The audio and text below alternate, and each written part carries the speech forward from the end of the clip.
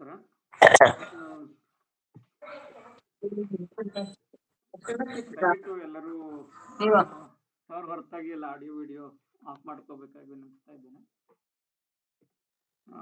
ಲೀಲಾಜಾಲನ್ಯಾಸದ 6ನೇ ಕಾರ್ಯಕ್ರಮದಲ್ಲಿ ನಾವು ಸೇರಿದ್ದೇವೆ. ಈಗ ಅದರ ಅಡಿಯಲ್ಲಿ ಸರ್ ಪ್ರಾರಂಭಿಸಿದಂತಹ ಗುರಿ ಸಾಧನೆ ಕುರಿತಾದಂಥ ಉಪನ್ಯಾಸ ಹಿಂದಿನ ಭಾಗದಲ್ಲಿ ಆಗಿತ್ತು. ಅದರಲ್ಲಿ ಅಚಲ ಶ್ರದ್ಧೆಯ ಕುರಿತು, ಅದರ ಗುಣಲಕ್ಷಣಗಳ ಕುರಿತು ವಿವರಿಸಿದ್ರು. ಇವತ್ತು ಅದರ ಮುಂದುವರೆದ ಭಾಗವಾಗಿ ಅಚಲ ಶ್ರದ್ಧೆಯ ಗುರಿಯನ್ನು ಸಾಧಿಸಿ ಅದನ್ನು ನಿರ್ವಹಿಸುವ ಪರಿಯ ಕುರಿತಾಗಿ ಮಾತಾಡಲಿಕ್ಕಿದ್ದಾರೆ. ಆ ಕುರಿತು ಸಾಕಷ್ಟು ಸಂಗತಿಗಳನ್ನು ಕೂಡ ಹಂಚ್ಕೊಂಡಿದ್ರು. 2 ಪದ್ಯಗಳನ್ನು ಕೂಡ ಹಾಕಿದ್ರು. ಅದನ್ನ ಎಲ್ಲರೂ ಕೇಳ್ಕೊಂಡು ಬಂದಿದ್ದೀವಿ ಅಂತ ಅನ್ಕೊಳ್ತೀವಿ. ಈಗ ನೇರವಾಗಿ ಸರ್ ಅವರ ಉಪನ್ಯಾಸವನ್ನು ಆಲಿಸ್ಲಿಕ್ಕೆ ನಾವೆಲ್ಲ ಹಣಿಯಾಗೋಣ ಅಂತ ಹೇಳ್ತಾ ಎಲ್ಲರನ್ನು ಮತ್ತೊಮ್ಮೆ ಸ್ವಾಗತಿಸ್ತಾ ಇದ್ದೇನೆ. ಸರ್, ತಮಗೂ ಕೂಡ ಸ್ವಾಗತ. ಉಪನ್ಯಾಸ ಪ್ರಾರಂಭಿಸಬೇಕಾಗಿ ವಿನಿಸ್ತಾ ಇದ್ದೀನಿ.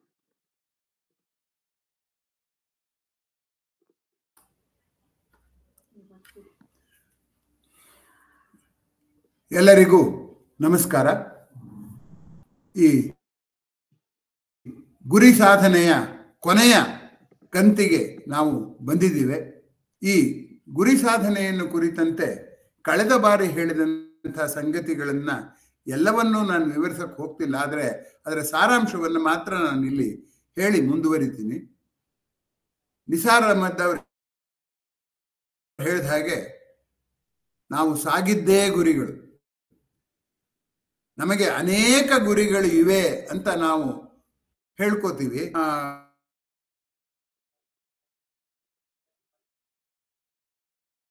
ಗುರಿ ನಾವು ಸಾಮಾನ್ಯವಾಗಿ ಅದನ್ನ ಗಮನಕ್ಕೆ ತಂದ್ಕೊಳ್ದೇ ಇರುವಂತ ಗುರಿ ಯಾವುದಪ್ಪ ಅಂದ್ರೆ, ಹಾಗೆ ನೋಡಿದ್ರೆ ಅಚಲವಾದ ಶ್ರದ್ಧೆಗೆ ನಾವು ಇರಿಸಿಕೊಂಡಿರುವ ಅನೇಕ ಉಳಿದ ಗುರಿಗಳೆಲ್ಲ ಅಡ್ಡಿ.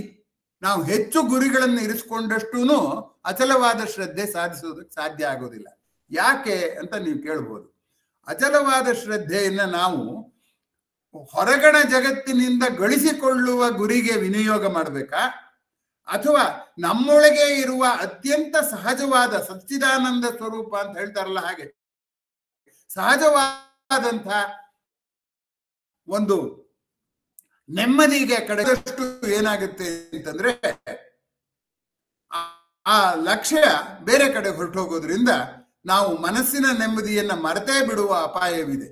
ಅನೇಕರಿಗೆ ಏನು ನಂಬಿಕೆ ಅಂದ್ರೆ, ನಾವು ಬೇರೆ ಕೆಲಸಗಳಲ್ಲೆಲ್ಲ ಸಾಧನೆ ಮಾಡ್ತೀವಲ್ಲ, ಹಾಗೆ ನೆಮ್ಮದಿಯು ಒಂದು ಸಾಧನೆ ಅಂತ ಭಾವಿಸ್ಕೊಂಡಿದ್ದಾರೆ ಹೊರತು ನೆಮ್ಮದಿಯು ಸಾಧನೆ ಅಲ್ಲ, ನನ್ನೊಳಗೆ ಆಗಿರುವ ಮರವನ್ನ ಹೋಗ್ಲಾಡಿಸ್ಕೊಳ್ಳೋದು ಅಂತಂಥದ್ದು ಗೊತ್ತಿಲ್ಲ ಅನ್ನುವಂಥ ಮಾತು.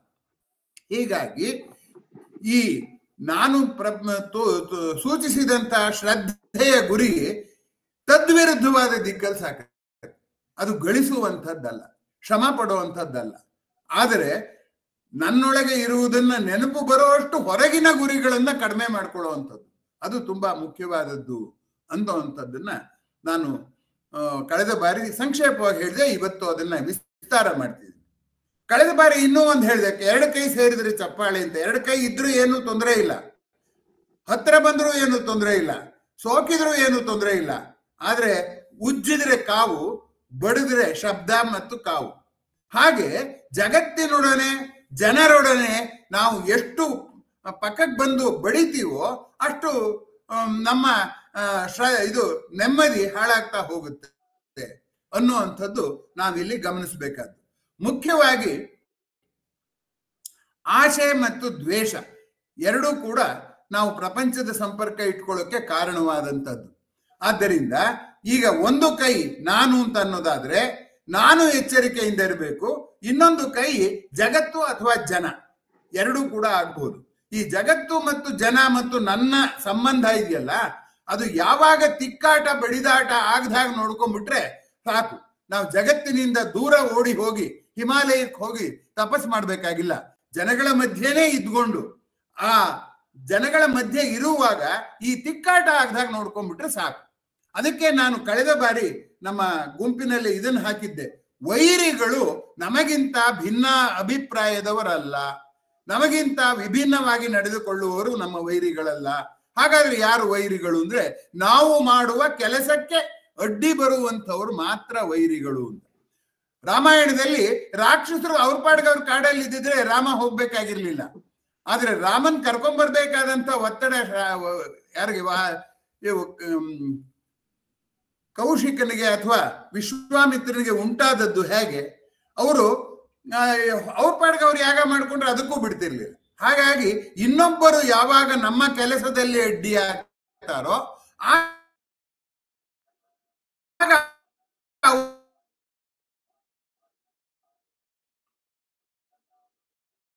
ಅವರು ನಮ್ಮನ್ನು ಮಾಡೋರು ಅವ್ರು ಅನ್ಕೊಳ್ಳಿ ಬಿಡಿ, ಏನಂತ ಅದು ಅವ್ರ ಅಭಿಪ್ರಾಯ ಸ್ವಾತಂತ್ರ್ಯ ಎಲ್ರಿಗೂ ಇದೆ. ಈ ಹಾಗೆ ನಾವು ಆ ಧೋರಣೆಯನ್ನು ಕಂಡುಕೊಂಡ್ರೆ ಹಾಗಾದ್ರೆ ನಾವು ಮಾಡೋ ಕೆಲಸನೇ ಕಡಿಮೆ ಮಾಡ್ಬೇಕಾಗುತ್ತೆ. ಮಾಡುವ ಕೆಲಸನ ಎಷ್ಟು ಕಡಿಮೆ ಮಾಡ್ಬೋದು ಅಂದ್ರೆ ನಮ್ಮ ಕರ್ತವ್ಯವನ್ನ ಕಡಿಮೆ ಮಾಡೋಕ್ಕಾಗಲ್ಲ, ನಿತ್ಯ ಕೆಲಸವನ್ನ ಕಡಿಮೆ ಮಾಡೋಕ್ಕಾಗಲ್ಲ. ಹಾಗೆ ನೋಡಿದ್ರೆ ನಿತ್ಯ ಕಾಲ ಕೆಲಸ ಮತ್ತು ಕರ್ಮಕ್ಕೆ ನನ್ನ ಕರ್ತವ್ಯಕ್ಕೆ ಅಡ್ಡಿ ಬರೋರು ಕಡಿಮೆನೆ, ನನ್ನ ಕಾಮ್ಯ ಕರ್ಮಕ್ಕೆ ಅಡ್ಡಿ ಬರೋರು ಜಾಸ್ತಿ. ನೀವೇ ಕಲ್ಪಿಸ್ಕೊಳ್ಳಿ, ನಾನು ಬೆಳೆ ಬೆಳಿಬೇಕು ಅಂದ್ರೆ ಮಳೆ ಬರಲ್ಲ, ನಾನ್ ಮನೆ ಕಟ್ಟಬೇಕು ಅಂದ್ರೆ ಮಳೆ ಬರುತ್ತೆ. ಹೀಗಾಗಿ ಹೇಳಿದ್ದಾರೆ ಅದರ ಕೆಲಸವನ್ನ ಅನಿವಾರ್ಯವಾಗಿ ಸೋದ್ರೂ ಮಾಡಲೇಬೇಕು ಅನ್ನೋ ಕರ್ತವ್ಯವನ್ನ ನಾವು ಲಕ್ಷ್ಯದಲ್ಲಿ ಇಟ್ಕೊಂಡು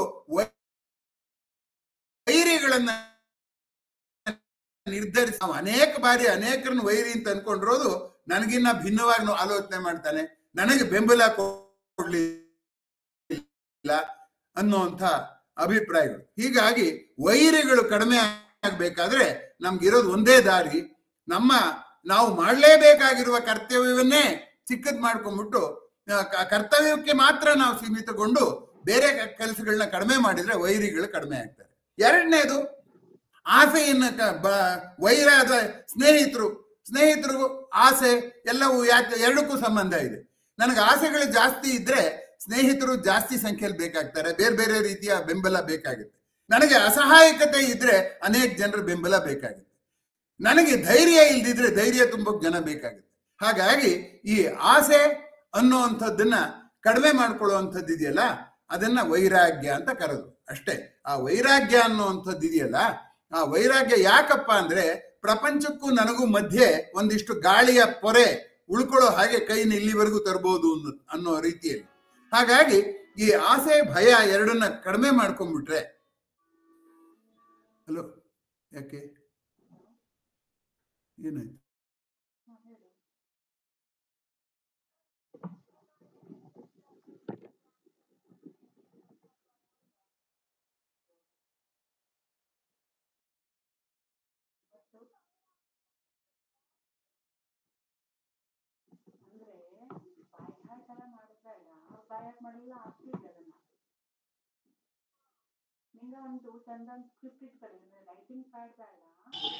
MRN ಮ್ಯೂಟ್ ಆಗಿದೆ.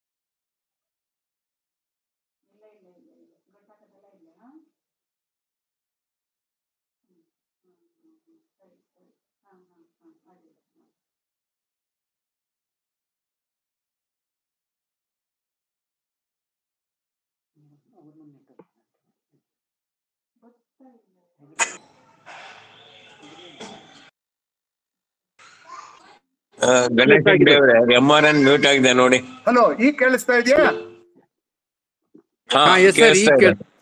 ಅದು ಲ್ಯಾಪ್ಟಾಪ್ ಕೈ ಕೊಟ್ಟಿದ್ದು, ಈಗ ಅದಕ್ಕೆ ಇದನ್ನು ತಗೊಂಡಿದ್ದೀನಿ. ಎಂತದ್ದು ಅದುವೇ ಜ್ಞಾಪಕ ಬರೋಲ್ಲ.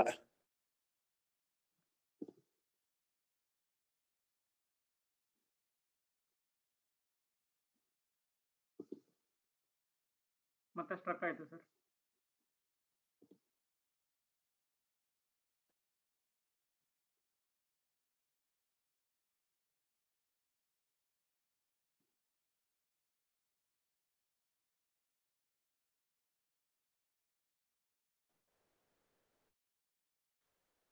ಎಂತದು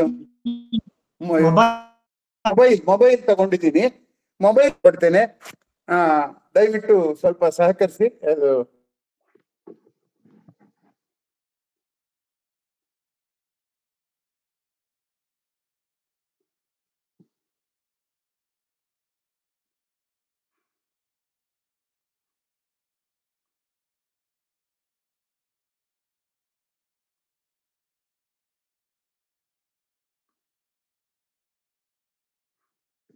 ಕನೆಕ್ಟ್ ಆದ ನಿಮಗೆ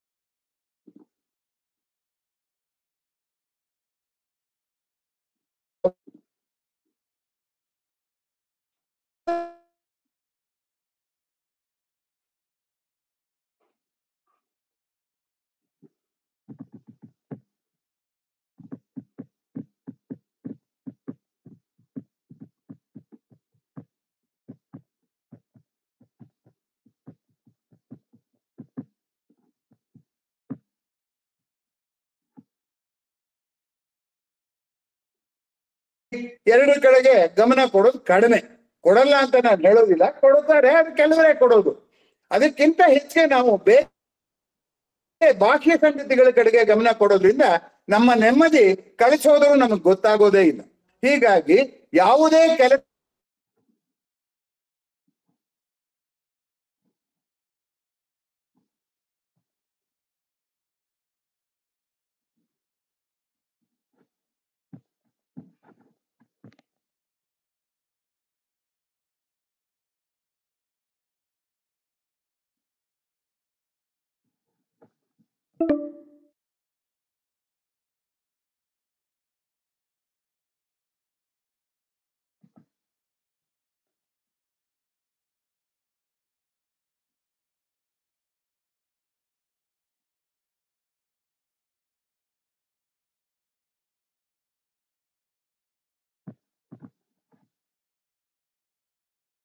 ಇಲ್ಲ, ನನಗೆ ಲಭ್ಯ ಇರುವ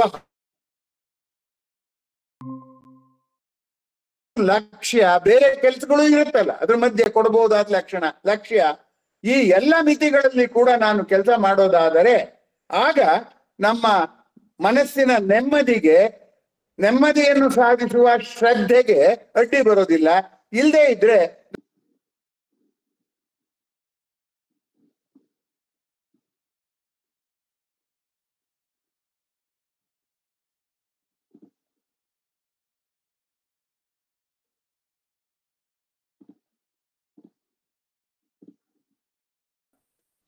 ಪ್ರಕೃತಿಯಲ್ಲಿ ಎಲ್ಲ ಜೀವಿಗಳು ಮನುಷ್ಯನನ್ನು ಹೊರತುಪಡಿಸಿ ಅವು ಸಂತೃಪ್ತಿ ಕಂಡುಕೊಳ್ಳೋದು ಯಾವುದರಲ್ಲಿ ಇದ್ರೆ ತನಗಿರುವ ಸಾಮರ್ಥ್ಯವನ್ನ ಪ್ರಾಮಾಣಿಕವಾಗಿ ಪ್ರಶಸ್ತವಾಗಿ ಬಳಕೆ ಮಾಡೋದ್ರಲ್ಲಿ. ಆದ್ರೆ ಮನುಷ್ಯ ಹಾಗಲ್ಲ. ತನ್ನ ಸಂತೃಪ್ತಿನ ನಾನು ಭಾಷಣ ಮಾಡ್ತೀನಿ, ನೀವು ಹೊಗಳ್ತೀರಾ ಅನ್ನೋದ್ರ ಮೇಲೆ ನಾನು ಕಾಯ್ಕೊಂಡು ಕೂತಿರ್ತೀನಿ. ಹೀಗಾಗಿ ಮನುಷ್ಯ ಒಬ್ಬ ಮಾತ್ರ ಏನ್ ಮಾಡ್ತಾನೆ ಅಂದ್ರೆ ತನ್ನ ಸಂತೃಪ್ತಿಯನ್ನು ಕೂಡ ಹೊರಗಡೆ ಹೋಗ್ತಾನೆ ಹೊರತು ತಾನು ತನ್ನ ಸಾಮರ್ಥ್ಯದ ಪೂರ್ಣವಾದ ವಿನಿಯೋಗ ಮಾಡಿದ್ದೀನಿ ಅಂತ ಅನ್ಕೊಳ್ಳೋದಿಲ್ಲ. ಆದ್ದರಿಂದ ಯಾರು ಶಾಂತಿಯನ್ನು ಬಯಸ್ತಾರೋ ಅವರ ಕಣ್ಣು ಬೇರೆಯವರ ಪ್ರತಿಕ್ರಿಯೆ ಮೇಲೆ ನಿಂತಿರಬಾರ್ದು, ತನ್ನ ಸ್ವಸಾಮರ್ಥ್ಯದ ಪ್ರಶಸ್ತ ಬಳಕೆಯ ಮೇಲೆ ನಿಂತಿರ್ಬೇಕು ಅನ್ನುವಂಥದ್ದು ಗಮನಿಸಬೇಕಾದದ್ದು ಅಂತ ನಾನು ಭಾವಿಸ್ಕೊಂಡಿದ್ದೀನಿ. ಇನ್ನು 5ನೇದು ಮುಂದಿಂದು ಮರಣ ಸ್ಮರಣೆ ಅಂತ ನಾನು ಕರೆಯೋದಕ್ಕೆ ಇಷ್ಟಪಡ್ತೇನೆ.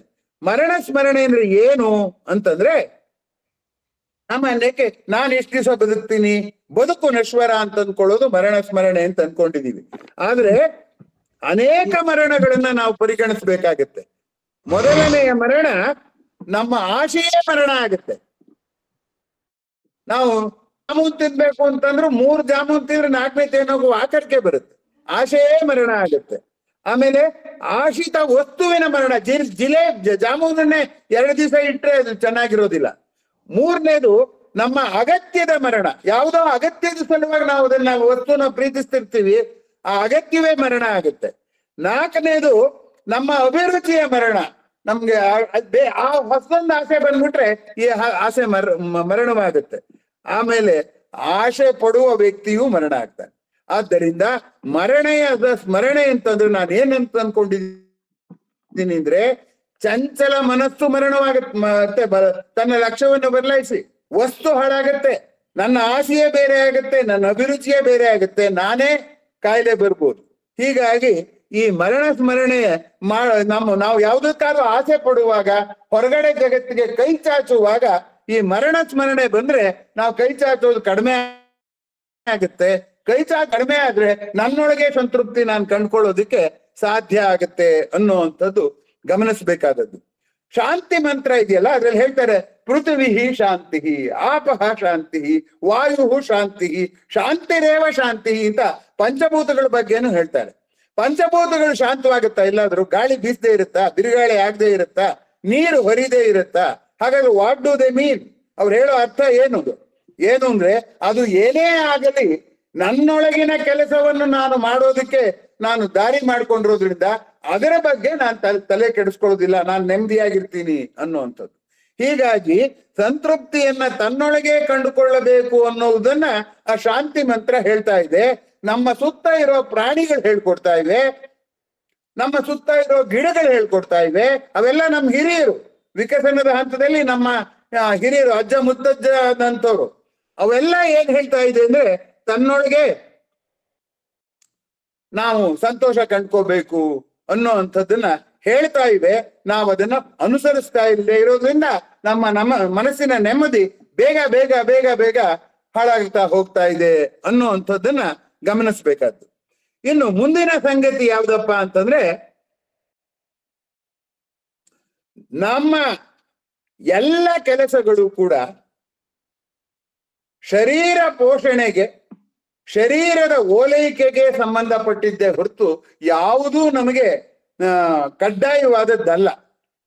ನಾವು ದೇವಸ್ಥಾನದ ಗರ್ಭಗುಡಿಗೆ ಹೋದಾಗ ಗರ್ಭದಲ್ಲಿರುವ ಭ್ರೂಣದ ಹಾಗೆ ನಮ್ಮ ಅಗತ್ಯಗಳನ್ನ, ಬೇಕು ಬೇಡಗಳನ್ನೆಲ್ಲ ಎತ್ತು ಬಿಟ್ಟು ಇರಬೇಕು ಅನ್ನೋ ಅರ್ಥದಲ್ಲೇ ಅದನ್ನ ಗರ್ಭಗುಡಿ ಅಂತಾರೆ. ನಮಗೆ ನಾವೇ ಬೆಳೆಸಿಕೊಂಡ ಬೇಕು ಬೇಡಗಳನ್ನ ಒಂದು ಕ್ಷಣ ಕೂಡ ಬಿಟ್ಟಿರೋಕ್ ನಮ್ ಕೈ ಸಾಧ್ಯ ಆಗ್ತಾ ಇಲ್ಲ. ಎಲ್ಲಿವರೆಗೆ ನಮ್ಗೆ ಅದು ಬಿಡೋಕ್ ಸಾಧ್ಯ ಆಗೋದಿಲ್ಲ, ಅಲ್ಲಿವರೆಗೆ ನಮ್ಮ ಮನಸ್ಸು ನೆಮ್ಮದಿಯಿಂದ ಇರೋದಕ್ಕೆ ಸಾಧ್ಯವಾಗ್ತಾ ಇಲ್ಲ ಅಂತ. ಆದ್ದರಿಂದ ಮಗುವಿನ ಮುಗ್ಧತೆಯನ್ನ ಬೆಳೆಸ್ಕೋಬೇಕು ಅನ್ನುವಂಥದ್ದನ್ನ ಸೂಚಿಸುವಂಥದ್ದು ಮುಂದಿನ ಸಂಗತಿ. ಇಷ್ಟು ಸಂಗತಿಗಳಾದ ಮೇಲೆ ಈಗ ನಾನು ಮುಂದಿನ ಅಂಶಕ್ಕೆ ಬರ್ತೇನೆ. ಅದು ಯಾವುದಪ್ಪ ಅಂತಂದ್ರೆ, ನಮ್ಮೊಳಗೇನೆ ನಾವು ಕಂಡ್ಕೊಳ್ಳೋದಾದ್ರೆ ಯಾವ್ಯಾವ್ದಿದೆ ಅನ್ನೋದನ್ನ ಯೋಚನೆ ಮಾಡೋಣ. ನಾನು ಅನ್ನುವ ಬೇಕು ಬೇಡಗಳು, ನಮ್ಮ ಬೇಕು ಬೇಡಗಳೇ ನಾನು ಅನ್ನೋದನ್ನ ದೂರ ಸರಿದರು ಕಾದಂಬರಿಯಲ್ಲಿ ಭೈರಪ್ಪನವರು ಕೂಡ ಪ್ರಸ್ತಾಪ ಮಾಡಿದ್ದಾರೆ. ನಾನು ಅಂದ್ರೆ ಏನೋ ಅನ್ಕೊಂಡಿದೀವಿ ನಾವು, ನಮ್ಮ ಬೇಕು ಬೇಡಗಳು ಅಂತ. ಅದನ್ನೇ ಶಿಶ್ನಾಳ್ ಶರೀಫ್ ಸಾಹೇಬರು ಬೇಕು ಬೇಡು ಎಂಬುದೆಲ್ಲ ಸಾಕು ಮಾಡಿ ವಿಷಯ ನೂಕಿ ಲೋಕದಲ್ಲಿ ಏಕವಾಗಿ ಮೂಕರಂತೆ ಚಲಿಸುತ್ತಿಹುದೇ ಸಹಜ ಆನಂದ ಅಂತ ಅವರು ಹೇಳಿದ. ಅದರಿಂದ ಈ ಬೇಕು ಬೇಡಗಳು ನಮಗೆ ಯಾವಾಗ್ಲೂ ಏನ್ ಕಾಡ್ತಾ ಇಲ್ಲ. ಕೆಲವು ಸಂದರ್ಭದಲ್ಲಿ ನಮ್ಗೆ ಬೇಕು ಬೇಡಗಳ ಕಾಟ ಇಲ್ಲ ಅನ್ನುವಂಥದ್ದನ್ನ ಗಮನಿಸ್ಬೇಕು. ನಮ್ಗೆ ಬೇಕು ಬೇಡಗಳು ಯಾವಾಗಿಲ್ಲ ಅನ್ನೋದು ಯೋಚನೆ ಮಾಡಿ. ನಾನು ಯಾವುದಾದ್ರೂ ಕೆಲಸದಲ್ಲಿ ತನ್ಮಯವಾಗಿ ತಲ್ಲೀನವಾಗಿ ತೊಡಗಿದಾಗ ನನ್ನ ಬೇಕು ಬೇಡುಗಳು ಮರ್ತು ಹೋಗುತ್ತೆ. ಅನೇಕ ವೇಳೆ ನಾವು ಜಗತ್ತನ್ನ ನೋಡುವಾಗ ಏಕಾಗ್ರತೆಯಿಂದ ಜಗತ್ತನ್ನ ನಾವು ನೋಡ್ತಿರೋದು, ಆಗ ನನ್ನ ಬೇಕು ಬೇಡುಗಳು ಇಲ್ಲವಾಗುತ್ತೆ. ಆದ್ದರಿಂದ ನನ್ನ ಗುರಿಯಲ್ಲಿ ಶ್ರದ್ಧೆ ಇದ್ದರೆ ಅದು ಏಕಾಗ್ರತೆಗೆ ದಾರಿ ಮಾಡಿಕೊಡುತ್ತೆ. ಆ ಏಕಾಗ್ರತೆಯನ್ನ ಕೆರಳಿಸೋದಕ್ಕೆ ನಮ್ಮ ಕೆಲಸಗಳು ಸಹಾಯಕ್ಕೆ ಬರುತ್ತವೆ, ನಮ್ಮ ಆಲೋಚನೆಗಳು ಸಹಾಯಕ್ಕೆ ಬರುತ್ತೆ. ಆದ್ದರಿಂದ ಕೆಲಸಗಳು ಸಹಾಯಕ್ಕೆ ಬಂದ್ರೆ ಅದನ್ನ ಕರ್ಮಯೋಗ ಅಂತಾರೆ, ಆಲೋಚನೆಗಳು ಸಹಾಯಕ್ಕೆ ಬಂದ್ರೆ ಅದನ್ನ ಏನಂತ ಕರೀತಾರೆ, ಜ್ಞಾನಯೋಗ ಅಂತ ಕರೀತಾರೆ.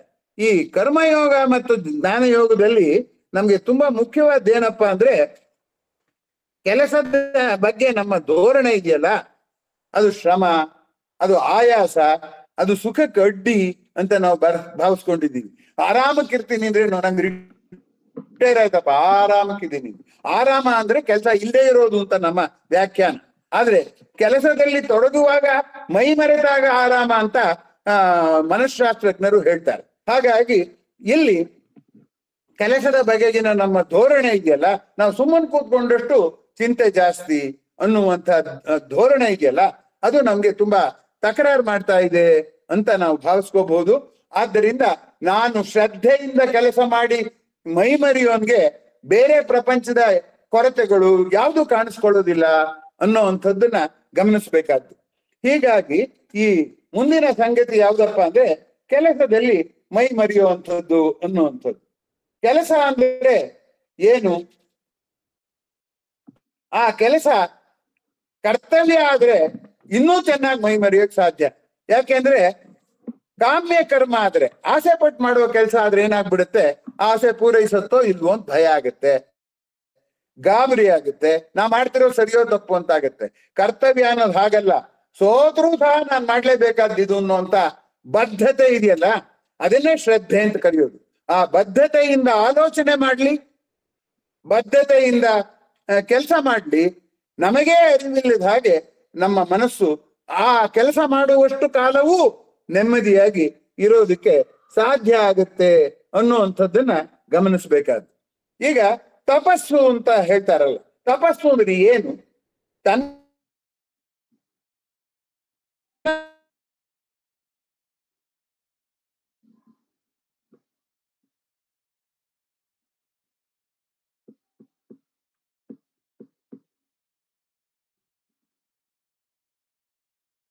ತಿಂಡಿ ಮಾಡಿಟ್ಟಿರ್ತಾರೆ, ನೀವೇನೋ ಬರೀತಾ ಕೂತಿರ್ತೀರಾ, ಅವ್ರು ಆರೋಗ್ಯತೆ ಬನ್ನಿ ತಿಂಡಿ ಅಂದ್ರೆ ಇಲ್ಲ ಇಲ್ಲ ಇದು ಬರೆದ್ಬಿಟ್ಟು ಮುಗಿಸ್ಬಿಟ್ಟೆ ಬರ್ತೀನಿ ಅಂತೀವಿ.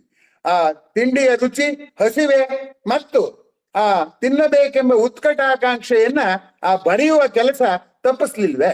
ಹಾಗಾಗಿ ಆ ಕ್ಷಣ ನಿಮ್ಗೆ ಶ್ರದ್ಧೆ ಸಿಕ್ಲಿಲ್ವೇ? ಸಿಕ್ಕತ್ತೆ. ಅದಕ್ಕೆ ನಾನು ಅವತ್ತೇ ಹೇಳಿದೆ, ನಮ್ಗೆ ನೆಮ್ಮದಿ ಅನ್ನೋದು ಸಿಕ್ಕಿಲ್ಲ ಅಂತ ಯಾರು ಹೇಳೋ ಹಾಗಿಲ್ಲ, ಎಲ್ರಿಗೂ ಸಿಕ್ಕಿದೆ. ಆದ್ರೆ ಅದು ಬಹಳ ಕಡಿಮೆ ಸಿಗ್ತಾ ಇದೆ, ಕಣ್ಣು ಮುಚ್ಚಾಲೆ ಆಡ್ತಾ ಇದೆ. ಯಾಕೆ ಅಂದ್ರೆ ಆ ಕಣ್ಣು ಮುಚ್ಚಾಲೆ ಆಟ ಯಾವುದಪ್ಪ ಅಂದ್ರೆ, ನಮ್ಮ ಇದು ಕರ್ತವ್ಯ ನಿತ್ಯ ಕರ್ಮಗಳು ಮತ್ತು ಕಾಮ್ಯ ಕರ್ಮಗಳ ಮಧ್ಯೆ ನಮ್ಮೊಳಗೆ ಆಗುವ ಜಗಳ, ಹೊರಗಡೆ ಆಗೋ ಜಗಳ ಅಲ್ಲ ಅದು.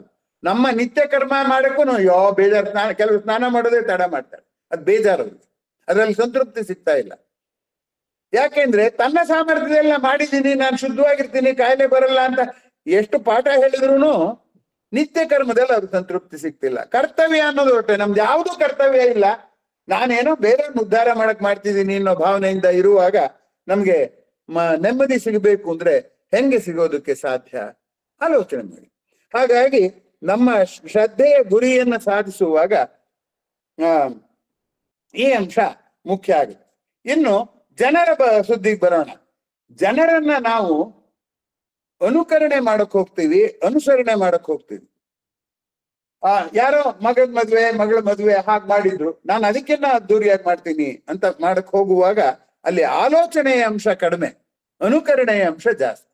ಅನುಕರಣೆಯ ಅಂಶ ಇದೆ ಅಂದ್ರೆ ಏನು ಅಂದ್ರೆ, ನಾನು ಒಂದು ರೀತಿಯಲ್ಲಿ ನನ್ನ ಸಾಮರ್ಥ್ಯವನ್ನು ಉಪೇಕ್ಷಿಸಿ ಇನ್ನೊಬ್ಬರ ಸಾಮರ್ಥ್ಯಕ್ಕೆ ಶರಣಾಗಿದ್ದೀನಿ ಅಂತ. ತನ್ನ ಸಾಮರ್ಥ್ಯದಲ್ಲಿ ಸಿಗುವ ನೆಮ್ಮದಿ ಇನ್ನೊಬ್ಬರನ್ನ ಅನುಕರಣೆ ಮಾಡಿದಾಗ ಸಿಗೋಕೆ ಸಾಧ್ಯವೇ ಇಲ್ಲ. ಹಾಗಾದ್ರೆ ನಾನು ಚೆನ್ನಾಗಿ ಮದುವೆ ಮಾಡ್ರಿ, ಇನ್ನೊಬ್ರು ಹೊಗಳಿಲ್ವೇ, ನಂಗೆ ಅವಾಗ ಸಿಕ್ಲಿಲ್ವೇ ಅಂದ್ರೆ ಸಿಗತ್ತೆ. ಎಷ್ಟೊತ್ತು? ಶಾಶ್ವತವಾದಂತಹ ಸುಖ ಸಿಗ್ಬೇಕಾದ್ರೆ ನನ್ನೊಳಗಿರುವ ನೆಮ್ಮದಿಗೆ ಸಿಗಬೇಕೇ ಹೊರತು ನಾನು ಇನ್ನೊಬ್ಬರನ್ನ ಅನುಕರಣೆ ಮಾಡೋದ್ರಿಂದ ಸಿಗೋ ಅಂಥದ್ದಲ್ಲ. ಈಗ ನೋಡಿ, ಜಗತ್ತನ್ನಾಗ್ಲಿ ಜನರನ್ನಾಗ್ಲಿ ನಾವು ನೋಡಿದಾಗ 3 ರೀತಿಯ ಪ್ರತಿಕ್ರಿಯೆ ತೋರ್ಸೋಕ್ ಸಾಧ್ಯ. ಮೊದಲನೇದು ಅಪ್ರಿಶಿಯೇಟ್ ಮಾಡೋದು, ತುಂಬಾ ಚೆನ್ನಾಗಿದೆ ಅಂತ. ಆಗ್ಲೂ ನೆಮ್ಮದಿ ಹೋಗುತ್ತೆ. ಯಾಕೆಂದ್ರೆ ಅದ್ರಲ್ಲಿ ಆಗ್ಲೇ ವಿಷಾದ, ನಾನು ಅಷ್ಟು ಚೆನ್ನಾಗಿಲ್ವಲ್ಲ ಅಂತಲೋ ಅಥವಾ ಚೆನ್ನಾಗಿರೋದು ಇನ್ನಷ್ಟು ಬರ್ಲಿ ಅಂತಲೋ ಆಗತ್ತೆ. ಎರಡನೇದು ವಿರೋಧಿಸೋದು, ಹೋರಾಡೋದು, ನ್ಯಾಯಕ್ಕೆ, ಧರ್ಮಕ್ಕೆ, ಸಮಾನತೆಗೆ ಎಲ್ಲ ಹೋರಾಡೋದು. ಆ ಹೋರಾಡುವಾಗಲೂ ಕೂಡ ನನ್ನ ಮನಸ್ಸು ಬ್ಲಾಕ್ ಆಗ್ಬಿಡುತ್ತೆ. ನನ್ನ ಸಾಮರ್ಥ್ಯಕ್ಕಿಂತ ಎಲ್ಲರನ್ನೂ ಒಪ್ಪಿಸುವ ಕೆಲಸಕ್ಕೆ ನಾನು ಹೋಗ್ತೇನೆ. ಹಾಗಾಗಿ ಈ ಜಗತ್ತು ಮತ್ತು ಜನರ ಬಗ್ಗೆ 3 ರೀತಿಯ ಪ್ರತಿಕ್ರಿಯೆ ಸಾಧ್ಯ: ಅಪ್ರಿಸಿಯೇಷನ್, ಅಕ್ಸೆಪ್ಟೆನ್ಸ್ ಅಂಡ್ ಅಪೋಸಿಷನ್. ಈ ಅಪ್ರಿಸಿಯೇಷನ್, ಅಪೋಸಿಷನ್ ಎರಡು ಏನಾಗಿದೆ ಅಂದ್ರೆ ಅರ್ಥ ಮಾಡ್ಕೊಂಡು ಮಾಡಿದ ಪ್ರತಿಕ್ರಿಯೆ ಅಲ್ಲ ಅದು. ಅದು ಹೇಗಿದೆ ಮತ್ತೆ ಅಂತಂದ್ರೆ, ಅಲ್ಲಿ ಸೈನಿಕ ಶತ್ರು ಸೈನ್ಯ ಕಾಣ್ತಾ ಇದೆ ಅಂತ ಸಿದ್ಧ ಮಾಡ್ಕೊಳ್ದಲ್ಲೇ ಯುದ್ಧಕ್ಕೆ ಹೋದಾಗೆ. ಹಾಗಾಗಿ ಈ ಅಪ್ರಿಸಿಯೇಷನ್ ಮತ್ತೆ ಅಪೋಸಿಷನ್ ನಮ್ಮ ಮನಸ್ಸಿನಲ್ಲಿ ತಿಕ್ಕಾಟವನ್ನ ಖಂಡಿತವಾಗಿ ತಂದ್ಕೊಡುತ್ತೆ. ಹಾಗಾದ್ರೆ ಇರೋ 3ನೇ ಪರಿಹಾರ ಏನು? First accept it. ನನ್ಗೆ ಏನ್ ಕಷ್ಟ ಬಂತು ಒಪ್ಕೊಂಡ್ಬಿಡಿ, ಅದನ್ನ ಅನಲೈಸ್ ಮಾಡಿ ಆಮೇಲೆ ಪ್ರತಿಕ್ರಿಯೆ. ಅಕ್ಸೆಪ್ಟೆನ್ಸ್ ಮಾಡ್ಕೊಂಡಾಗ ಸ್ವಲ್ಪ ಟೈಮ್ ಸಿಗುತ್ತೆ. ಆಗ ಅನಲೈಸ್ ಮಾಡಿ ಆ ಪ್ರಾಬ್ಲಮ್, ಸಮಸ್ಯೆ ಏನು ಅಂತ ಪರಿಹರಿಸಬೇಕಾಗತ್ತೆ. ಈ ರೀತಿ ಪರಿಹರಿಸುವುದರಿಂದ ಜನರ ಅನುಕರಣೆ ಮಾಡೋದು ಅಥವಾ ಪ್ರಕೃತಿಯನ್ನು ನೋಡಿದ ತಕ್ಷಣ ಹೊಗಳ್ಬಿಡೋದು, ನೋಡಿದ ತಕ್ಷಣ ಬೈದ್ ಬಿಡೋದು, ಅದು ಅನುಭವಾಧಾರಿತ ಪ್ರತಿಕ್ರಿಯೆ ಅಲ್ಲ. ಅದರಲ್ಲಿ ನನ್ನ ಅನುಭವ ಬೆರೆತೇ ಇಲ್ಲ. ನನ್ನ ಅನುಭವ ಬೆರಿದೇ ಇದ್ರೆ ಸಹಜ ಸಂತೃಪ್ತಿ, ಶಾಂತಿ ಬರೋದಿಲ್ಲ. ಯಾವಾಗ ನಾನು ಅಂದ್ರೆ ನನ್ನ ಅನುಭವವನ್ನ ಬೆರೆಸಿ ಅಂತ ನೋಡುವಂಥದ್ದು, ಅಥವಾ ಅಕ್ಸೆಪ್ಟೆನ್ಸ್ ಮೊದಲು ಯಾವ ಪ್ರತಿಕ್ರಿಯೆಯನ್ನು ತೋರೋದೇ ಸ್ವೀಕರಿಸುವಂತಹ ಗುಣ. ಈ ಸ್ವೀಕರಿಸುವಂತಹ ಗುಣ ಸಿಕ್ಕಿದ್ರೆ ಆಗ ನಮ್ಮ ಮನಸ್ಸು ಏನಾಗುತ್ತಪ್ಪ ಅಂತಂದ್ರೆ ಅದು ನೆಮ್ಮದಿ ಇರುತ್ತೆ. ಆದ್ರೆ ನಾವು ಈ 3ರಲ್ಲಿ ಅಪೋಸಿಷನ್, ಅಕ್ಸೆಪ್ಟೆನ್ಸ್ ಮತ್ತೆ ಇನ್ನೊಂದು ಅಪ್ರಿಸಿಯೇಷನ್, 3ರಲ್ಲಿ ನಾವು ಅಪರೂಪಕ್ಕೆ ಅಕ್ಸೆಪ್ಟೆನ್ಸ್ ಒಪ್ಕೋತಿದ್ವಿ. ಬಹಳಷ್ಟು ಕಾಲದಲ್ಲಿ ಈ ಇದನ್ನೇ ಮಾಡ್ತೀವಿ. ಯಾವ್ದನ್ನ? ಅಪ್ರಿಸಿಯೇಷನ್ ಅಥವಾ ಇದನ್ನ. ನಿಸರ್ಗದಲ್ಲಿ ಹಾಗಲ್ಲ. ರಾಮನ್ ಪರಿಣಾಮ ಅಂದ್ರೆ ಏನು? ಬೆಳಕಿನ ಕಿರಣದಿಂದ ಯಾವ ತರಂಗಾಂತರದ ಬೆಳಕು ಬರುತ್ತೋ ಅದೇ ತರಂಗಾಂತರದ ಹೊರಗೆ ಹೋಗುತ್ತೆ. ಯಾವಾಗಲೂ ಅದು ಅಕ್ಷಸರಿಗೆ ಒಂದ್ಸರಿ ಶಕ್ತಿಯನ್ನು ವಿನಿಮಯ ಮಾಡ್ಕೊಳ್ಳುತ್ತೆ. ನಾವು ಹಾಗಲ್ಲ, ನಾವು ಅದಕ್ಕೆ ತದ್ವಿರುದ್ಧ, ರಾಮನ್ ಪರಿಣಾಮಕ್ಕೆ ತದ್ವಿರುದ್ಧ. ಹೊರಗಡೆಯ ವಿದ್ಯಮಾನ ಇದೆಯಲ್ಲ, ಆ ವಿದ್ಯಮಾನ ನಮ್ಮನ್ನ ಕಲಕ್ತಾನೇ ಹೋಗುತ್ತೆ. ಇಲ್ಲ ನಾವು ಅಪ್ರಿಶಿಯೇಟ್ ಮಾಡ್ತೀವಿ, ಇಲ್ಲ ನಾವು ಕಂಡೆಮ್ ಮಾಡ್ತೀವಿ. ಅದನ್ನ ಅಕ್ಸೆಪ್ಟ್ ಮಾಡ್ಕೊಳ್ಳುವಂತ ಗುಣ ನಮ್ಗಿಲ್ಲ. ಆದ್ದರಿಂದ ಈ ವಿರೋಧಿಸುವ ಗುಣ ಮತ್ತು ಮೆಚ್ಚುವ ಗುಣ ಇದೆಯಲ್ಲ, ಅದು ಅಸಹಜವಾದ ನೆಮ್ಮದಿಗೆ ದಾರಿ ಮಾಡಿಕೊಡುತ್ತೆ ಹೊರತು ಸಹಜವಾದ ನೆಮ್ಮದಿಗೆ ದಾರಿ ಮಾಡಿಕೊಡೋದಿಲ್ಲ ಅನ್ನುವಂಥದ್ದು ಗಮನಿಸಬೇಕಾದಂತ ಸಂಗತಿ. ಹಾಗೆ ದಾರಿ ಮಾಡ್ಕೊಡೋದಾದ್ರೆ ಜಗತ್ತನ್ನ ಬಿಟ್ಟು ಹೋಗ್ಬೇಕೆಂದ್ರೆ ಹೋಗ್ಬೇಕಾಗಿಲ್ಲ. ಮಾಡ್ಬೇಕಾದ್ದೇನಪ್ಪ ಅಂತಂದ್ರೆ ಆ ಜಗತ್ತಿನ ಬಗ್ಗೆ ನಮ್ಮ ಧೋರಣೆಯನ್ನ ನಾವು ಬದಲಾಯಿಸ್ಕೋಬೇಕು. ಸಂಕಷ್ಟಗಳ ನಡುವೆಯೂ ಸಂತೃಪ್ತಿಯಾಗಿರುವುದು ಮುಖ್ಯವೇ ಹೊರತು ಸಂಕಷ್ಟಗಳಿಗೆ ಹೆದರಿ ಓಡಿ ಹೋಗಿ ದೂರ ಕುಳಿತು ಸಂತೃಪ್ತಿಯಾಗಿರೋದನ್ನ ಯಾರು ಕೂಡ ಮನಸ್ಸಿನ ನೆಮ್ಮದಿಯ ಸಾಧನೆ ಅಂತ ಭಾವಿಸೋದಿಲ್ಲ. ಅದಕ್ಕೆ DVG ಅವರು 757ನೇ ಪದ್ಯದಲ್ಲಿ, ಮಂಕುತಿಮ್ಮನ ಕಗ್ಗದ 757ನೇ ಪದ್ಯದಲ್ಲಿ ತುಂಬಾ ಚೆನ್ನಾಗಿ ವಿವರಿಸಿದ್ದಾರೆ. ವ್ಯಾಮೋಹವಿರದ ಪ್ರೇಮ ನಿರ್ಭರವಿರಲಿ. ನಾವು ಕುರುಡು ವ್ಯಾಮೋಹ ಇಲ್ಲದೆ ಇರುವಂತಹ ಪ್ರೇಮವನ್ನ ನಾವು ಸಾಧಿಸೋಣ. ಹಾಗಂತ ಪ್ರೇಮ ಇರ್ಬೇಕು ಅಂದ್ರೆ ಜಗತ್ತಿನ ಸಂಪರ್ಕ ಇರ್ಬೇಕು. ಸಂಪರ್ಕ ಅಲ್ಲ ಸಮಸ್ಯೆ, ತಿಕ್ಕಾಟ ಸಮಸ್ಯೆ. ನಾವು ಅದ್ರ ಮೇಲೆ ಕುರುಡು ಪ್ರೀತಿ, ವ್ಯಾಮೋಹವಿರದ ಪ್ರೇಮ ನಿರ್ಭವ ಇರಲಿ. ಭೀಮ ಸಾಹಸವಿರಲಿ, ಹಗೆತನವನ್ನುಳಿದು. ಹಗೆಯನ್ನು ಬಿಟ್ಟು ನಾವು ಸಾಹಸ ಮಾಡ್ಬೇಕೆ ಹೊರತು, ನನ್ನ ಸಾಮರ್ಥ್ಯ ಪ್ರದರ್ಶನಕ್ಕೆ ನಾನು ಸಾಹಸ ಮಾಡ್ಬೇಕೆ ಹೊರತು ಯಾರ ಮೇಲೋ ದ್ವೇಷಕ್ಕಲ್ಲ. ನೇಮ ನಿಷ್ಠೆಗಳಿರಲಿ, ಡಂಬ ಕಠಿಣತೆ ಬಿಟ್ಟು. ನಾವು ಪ್ರದರ್ಶನಕ್ಕೋ ಡಂಬಕ್ಕೋ ಕಠಿಣತೆಗೋ ಬಿಟ್ಬಿಟ್ಟು ನೇಮ ನಿಷ್ಠೆಯಿಂದ ಇರೋದಕ್ಕೋಸ್ಕರ ನಾವು ಜೀವನ ಮಾಡಿದ್ರೆ ಸೌಮ್ಯವೆಲ್ಲೆಡೆ ಇರಲಿ ಮಂಕುತಿಮ್ಮ ಅಂತಾರೆ. ಎಲ್ಲಾ ಕಡೆಗೂ ನಾವು ಸೌಮ್ಯವಾಗಿರೋಕ್ ಸಾಧ್ಯ. ಆ ಸೌಮ್ಯ ಅನ್ನೋದು ನಮ್ಮ ಮನಸ್ಸಿನ ಶಾಂತಿಯನ್ನ ಸೂಚಿಸುತ್ತೆ ಅನ್ನುವಂಥದ್ದು ಗಮನಿಸ್ಬೇಕಾದದ್ದು. ಆದ್ದರಿಂದ ಜಗತ್ತನ್ನು ಬಿಟ್ಟು ಹೋಗ್ಬೇಕಾಗಿಲ್ಲ, ಜಗತ್ತಿನ ಹತ್ರನೂ ಹೋಗ್ಬಹುದು. ಆದ್ರೆ ಆ ಜಗತ್ತಿನ ಹತ್ರ ಹೋದಾಗ ವ್ಯಾಮೋಹಕ್ಕೆ ಮತ್ತೆ ಹಗೆತನಕ್ಕೆ ನಾವು ದಾರಿ ಮಾಡಿಕೊಡ್ಬಾರ್ದು ಅನ್ನುವಂಥದ್ದು. ಅಥವಾ ಕೃತಜ್ಞತೆಗೆ, ಅದೇ ದಂಬ ಅನುಕರಣೆಗೆ ನಾವು ದಾರಿ ಮಾಡ್ಕೊಡ್ಬಾರ್ದು. ವ್ಯಾಮೋಹ, ಹಗೆತನ ಮತ್ತೆ ಡಂಬಾಚಾರದಿಂದಾಗಿ ನಮ್ಮ ಮನಸ್ಸು ಕಲಕ್ತಾ ಇದೆಯೇ ಹೊರತು ನಮ್ಮ ಸಹಜ ಸ್ವರೂಪ ಮರೆವಾಗ್ತಾ ಇದೆಯೇ ಹೊರತು, ಇಲ್ದಿದ್ರೆ ಅದು ಮರೆವಾಗುವ ಅವಕಾಶವೇ ಇಲ್ಲ ಅನ್ನುವಂಥದ್ದು ನಾವಿಲ್ಲಿ ಗಮನಿಸಬೇಕಾದದ್ದು. ಆತ್ಮೀಯರೇ, ಇನ್ನೊಂದು ಅಂಶ ನಮ್ಗೆ ತುಂಬಾ ಮುಖ್ಯವಾಗುತ್ತೆ. ಏನಪ್ಪಾ ಅಂತಂದ್ರೆ ದ್ವಂದ್ವಗಳನ್ನ ಸೃಷ್ಟಿ ಮಾಡ್ಕೊಳ್ಳೋದು ಅಂತ ನಾನು ಕಳೆದ ಬಾರಿ ಹೇಳಿದ್ದೆ. ಅದಕ್ಕೆ ಕೂಡ ಮಂಕುತಿಮ್ಮನ ಕಗ್ಗದಲ್ಲಿ ಹೇಳಿದ್ದಾರೆ, ಸಿರಿ ದರಿದ್ರತೆಗಳಿಗೆ ಫಲದೊಳಂತರ ಕಿರಿದು. ನಾವು ಅನ್ಕೊಂಡಿದೀವಿ ಶ್ರೀಮಂತರು ತುಂಬಾ ಸುಖವಾಗಿರ್ತಾರೆ, ಬಡವರು ತುಂಬಾ ಕಷ್ಟ. ಅವೆರಡುಗಳ ಮಧ್ಯೆ ಬದುಕಿನಲ್ಲಿ ಅಂತರ ಕಡಿಮೆ. ಯಾಕೆಂದ್ರೆ ಜೀವನ ಶ್ರದ್ಧೆಯನ್ನ ದರಿದ್ರತೆ ತನ್ನದೇ ಆದ ರೀತಿಯಲ್ಲಿ ತಂದ್ಕೊಡುತ್ತೆ. ಸರಿ ತಪ್ಪುಗಳಿಗಂತೂ ಜಾಣ್ತನ ಬೆತ್ತನಕ್ಕೂ ಏನು ವ್ಯತ್ಯಾಸ ಇಲ್ಲ, ಸರಿ ತಪ್ಪಗೂ ಇಲ್ಲ. ಮರಣವನ್ನೆಲ್ಲವನ್ನು ಒಂದೇ ತರದಿ ಮುಸುಕಿರುವುದು ಪರಿವೆ ಎಂತಾದೊಡೆ ಮಂಕುತಿಮ್ಮ. ಮರಣ ಎಲ್ಲವನ್ನು ಮುಸುಕಾಕೋದ್ರಿಂದ ಏನಾದ್ರೇನು, ಅಷ್ಟೊಂದು ಯಾಕೆ ಚಿಂತೆ ಮಾಡ್ತೀರಾ ದ್ವಂದ್ವಗಳಿಗೆ ಅನ್ನುವಂಥದ್ದನ್ನ ನೀವಿಲ್ಲಿ ಗಮನಿಸ್ಬೇಕಾದ್ರು. ಆತ್ಮೀಯರೇ, ಇದಿಷ್ಟು ಹೇಳಿದ ಮೇಲೆ ನನ್ನ ಜವಾಬ್ದಾರಿ, ಹಿಂದೆ ಈ ದಿನ ನಿಮ್ಗೆ 2 ಪದ್ಯಗಳನ್ನ ಹಾಕಿದ್ನಲ್ಲ, ಆ ಪದ್ಯಗಳಲ್ಲಿ ಹೇಗೆ ಹೇಳ್ತಾರೆ ಅನ್ನುವಂಥದ್ದನ್ನ ನಾನು ನಿಮ್ಮ ಮುಂದೆ ಸಾದರಪಡಿಸೋದಕ್ಕೆ ಇಷ್ಟಪಡ್ತೀನಿ ಉಳಿದಿರೋ ಅವಧಿಯಲ್ಲಿ. ನಿಶ್ಚಿಂತನಾಗಬೇಕಂತಿ ಬಹು ನಿಶ್ಚಿಂತೆಯೊಳಗೆ ನೀ ಕುಂತಿ. ನಾವೆಲ್ಲರನ್ನೂ ವಿವರಿಸಿದಾಗಿದೆ ಅಲ್ವಾ ಈ ಪದ್ಯ. ನಾನು ಯಾವಾಗ್ಲೂ ನಿಶ್ಚಿಂತವಾಗಿರ್ಬೇಕು ಅಂತ ಎಲ್ಲರ ಹತ್ರನೂ ಹೇಳ್ಕೊತೀನಿ. ಅಯ್ಯೋ, ಬದುಕಿಗೆ ಸುಖ ಮುಖ್ಯ ಅಲ್ಲಪ್ಪ, ಸುಖ ಬರುತ್ತೆ ಹೋಗುತ್ತೆ, ದುಃಖ ಬರುತ್ತೆ ಹೋಗುತ್ತೆ. ನಿಶ್ಚಿಂತನಾಗಬೇಕಂತಿ ಬಲು ದುಶ್ಚಿಂತೆಯೊಳಗೆ ನೀ ಕುಂತಿ. ಯಾಕೋ ಎಲ್ಲೋ ನಿನಗೆ ಭ್ರಾಂತಿ, ನಾಳಿಗಾಗುವುದು ಈಗಂತಿ. ನೋಡಿ, ನಮ್ ಚಡಪಡಿಕೆ ಆಗಿದೆ ಅಂದ್ರೆ ಇನ್ನೂ ನಮ್ಮ ಮಕ್ಕಳು ದೊಡ್ಡವರಾಗಿ ಓದಿ ರ್ಯಾಂಕ್ ಬಂದು ಕೆಲಸ ತಗೊಳ್ಳೋದು ಯಾವಾಗ ಅಂತ ಮಕ್ಳಿದ್ದಾಗೆಲ್ಲ ಯೋಚನೆ ಮಾಡ್ತೀವಿ. ದೊಡ್ಡವರಾದ್ಮೇಲೆ ಅಯ್ಯೋ ಬೇಗ ದೊಡ್ಡವರಾಗ್ಬಿಟ್ರಿ, ಇನ್ನೊಂದಷ್ಟು ಜನ ಹುಡುಗರಾಗಿದ್ರೆ ಆಟ ಆಡಿಸ್ಕೊಂಡಿರ್ಬೋದಾಗಿತ್ತು ಅಂತ ಅನ್ಕೋತೀವಿ. ನಾಳೆಗಾಗುವುದು ಈಗಂತಿ, ಏಕೋ ಎಲ್ಲೋ ನಿನಗೆ ಭ್ರಾಂತಿ. ಇದು ಮೊದಲನೇ ಪದ್ಯ. ಆದ್ದರಿಂದ ನಮ್ಮಲ್ಲಿ ನೆಮ್ಮದಿಯನ್ನ ಕಳೆದುಕೊಳ್ಳೋದಕ್ಕೆ ಕಾಯುವ ಸಹನೆ ಇಲ್ಲ, ಟಾಲರೆನ್ಸ್ ಇಲ್ಲ, ಬೇಗ ಆಗ್ಬಿಡ್ಬೇಕು. ಕಟ್ಟು ಬುತ್ತಿಯ ಮುಂದೆ ಉಣಗುಂಟು ತಾಳು ಅಂತ ವಾದಿರಾಜ್ ಹೇಳಿದ್ರು. ನೆಟ್ಟ ಫಲ ಸಸಿ ಬಿಡುವವರೆಗೂ ತಾಳು ಅಂತ ಹೇಳಿದ್ರು. ನಮ್ಗೆ ಆ ತಾಳ್ಮೆ ಇಲ್ಲದೆ ಇರೋದ್ರಿಂದ, ರಭಸ ಜೀವನದಲ್ಲಿ ಸಿಕ್ಕಾಕೊಂಡಿರೋದ್ರಿಂದ ನಮ್ಮ ಮನಸ್ಸಿನ ನೆಮ್ಮದಿ ಪದೇ ಪದೇ ಕಳ್ಸೋಗುತ್ತೆ ಅನ್ನುವಂಥದ್ದು. ನಾವು ಸಾಮಾನ್ಯಕ್ಕೆ ಯಾರಾದ್ರೂ ತಪ್ಪು ಮಾಡಿದ್ರೆ ನೋಡು ತಪ್ಪು ಮಾಡ್ತಿದೀಯಾ ಅಂತ, ಅವನಿಗೆ ನೀತಿ ಗೊತ್ತಿಲ್ಲ ಅಂತ ಹೇಳೋವಂಥದ್ದು. ಆದ್ರೆ ನಾವು ಇದು ಹಾಗಿಲ್ಲ. ಇವ್ರು ಹೇಳ್ತಾರೆ, ನಿಂಗೆಲ್ಲಾ ನೀತಿನೂ ಗೊತ್ತಿದೆ ಕಣಯ್ಯ, ಆಶಾಪಾಶಗಳ ಬೇಡಂತಿ. ಆಶಾಪಾಶಗಳು ಬೇಡ ಅಂತ ನೀನೇ ಹೇಳ್ತೀಯ. ಬಲು ಮೀಸಲ ನುಡಿ ಮಾತಾಡಂತಿ, ತುಂಬಾ ಜವಾಬ್ದಾರಿಯಾಗಿ ಮಾತಾಡುವಂತೀಯ.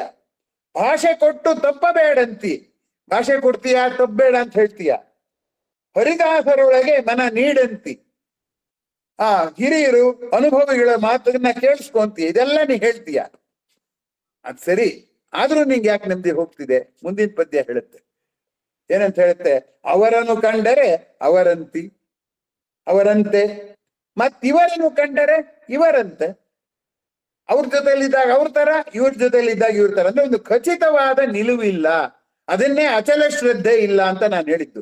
ಇಲ್ಲಿ ಅಚಲ ಶ್ರದ್ಧೆಯ ಕೊರತೆಯನ್ನ ಶರೀಫ್ ಸಾಹೇಬ್ ಇಷ್ಟು ಚೆನ್ನಾಗಿ ಹೇಳ್ತಾರೆ. ಅವರನ್ನು ಕಂಡರೆ ಅವರಂತಿ, ಮತ್ತಿವರನ್ನು ಕಂಡರೆ ಇವರಂತೆ. ಅವರಿವರನ್ನು ಕಂಡು ಅವರಿವರರಿಯದೆ ತನಗೂ ತಿಳಿಯದೆ ಮೂಢನಾಗಿ ಸುಮ್ಮನೆ ಕುಂತಿ. ಮೂಢನಾಗಿದ್ರೆ ದಡ್ಡಂಗೆ ಗೊತ್ತಿಲ್ಲ, ಮೂಢಂಗೆ ನಾನು ಸರಿ ಇಲ್ಲ ಅಂತ ಗೊತ್ತು, ಸರಿ ಏನು ಅಂತ ಗೊತ್ತಿಲ್ಲ. ಅದಕ್ಕೆ ಮೂಢ ಭಜ ಗೋವಿಂದ ಮೂಢಮತೆ ಅಂತ ಶಂಕರಾಚಾರ್ಯ ಹೇಳಿದ್ರು. ಇರ್ಲಿ ಬಿಡಿ, ಭಗವದ್ಗೀತೆಯಲ್ಲಿ ಕೂಡ ಇದಿದೆ. ಶ್ರುತಿತೇ ವಿಪ್ರತಿಪನ್ನ ಯದಾಸ್ಥಾಸ್ಯಸಿ ನಿಶ್ಚಲ.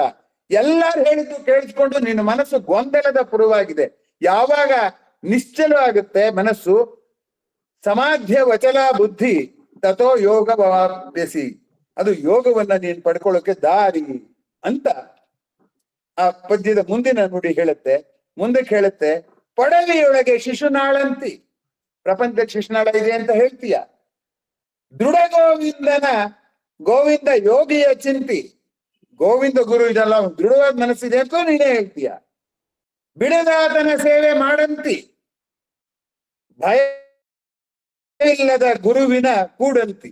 ಅಂತ ಭಯವಿಲ್ಲದೆ ಇರುವಂತ ಗುರುವನ್ನ ಕೂಡು ಅಂತ ಹೇಳ್ತೀಯ ಅಂತ ಹೇಳ್ತಾ ಆ ಶಿಶುನಾಳ ಸಾಹೇಬರು ಹೇಗೆ ನಾವು ನಿಶ್ಚಿಂತನಾಗಬೇಕೆಂಬ ಅರಿವಿದ್ದರೂ ದುಶ್ಚಿಂತೆಯೊಳಗೆ ಹೋಗ್ತೀವಿ ಅನ್ನೋದನ್ನ ಎಷ್ಟು ವ್ಯಂಗ್ಯವಾಗಿ ಹೇಳಿದ್ದಾರೆ ಅನ್ನೋದನ್ನ ನೀವಿಲ್ಲಿ ಗಮನಿಸ್ಬೇಕು. ಮುಂದಕ್ಕೆ ನೀ ಲೋಕದ ಕಾಳಜಿ ಮಾಡಬೇಕಂತ ಯಾರ ಬೇಡ ಅಂತಾರ ಮಾಡಪ್ಪ ಚಿಂತೆ ಅನ್ನೋ ಪದ್ಯ ಹಾಕಿದ್ದೆ. ಆದ್ರೆ ಮೂಲದಲ್ಲಿ ಏನಿದೆ ಅಂದ್ರೆ, ನೀ ಮಾಡುವೆ ಎಂದರೆ ಮಾಡು ಚಿಂತೆ. ನೀವ್ ಚಿಂತೆ ಮಾಡ್ಬೇಕೇನಪ್ಪ ಮಾಡಯ್ಯ, ಆದ್ರೆ ನೆಮ್ಮದಿ ಕೇಳ್ಬೇಡ ಅಷ್ಟೆ. ಮಾಡು ಚಿಂತೆ, ನೆಮ್ಮದಿ ಹೋಗುತ್ತೆ. ಯಾರ ಬೇಡ ಅಂತಾರ ಮಾಡಪ್ಪ ಚಿಂತೆ, ನಾ ಮಾಡು, ನೀನ್ ಎಷ್ಟು ಬೇಕಾದ್ರೂ ಚಿಂತೆ ಮಾಡು, ನಾನ್ ಬೇಡ ಅನ್ನ. ಯಾಕೆಂದ್ರೆ ನೀನ್ ಮಾಡೋ ಚಿಂತೆಗೆ ಕಾರಣ ನಿನ್ನಲ್ಲೇ ಇದೆ. ಯಾಕೆಂದ್ರೆ ಚಿಂತೆ ನೆಮ್ಮದಿ ಅನ್ನೋದು ಆಮದು ಮಾಡ್ಕೊಳಕ್ ಹೊರಟಿದ್ಯಾ, ಆಮದು ಮಾಡ್ಕೊಳ್ಳೋದಲ್ಲ. ಮನಸ್ಸಿನ ನೆಮ್ಮದಿ ಹೊರಗಡೆ ಎಲ್ಲಿ ಸಿಗುತ್ತೆ?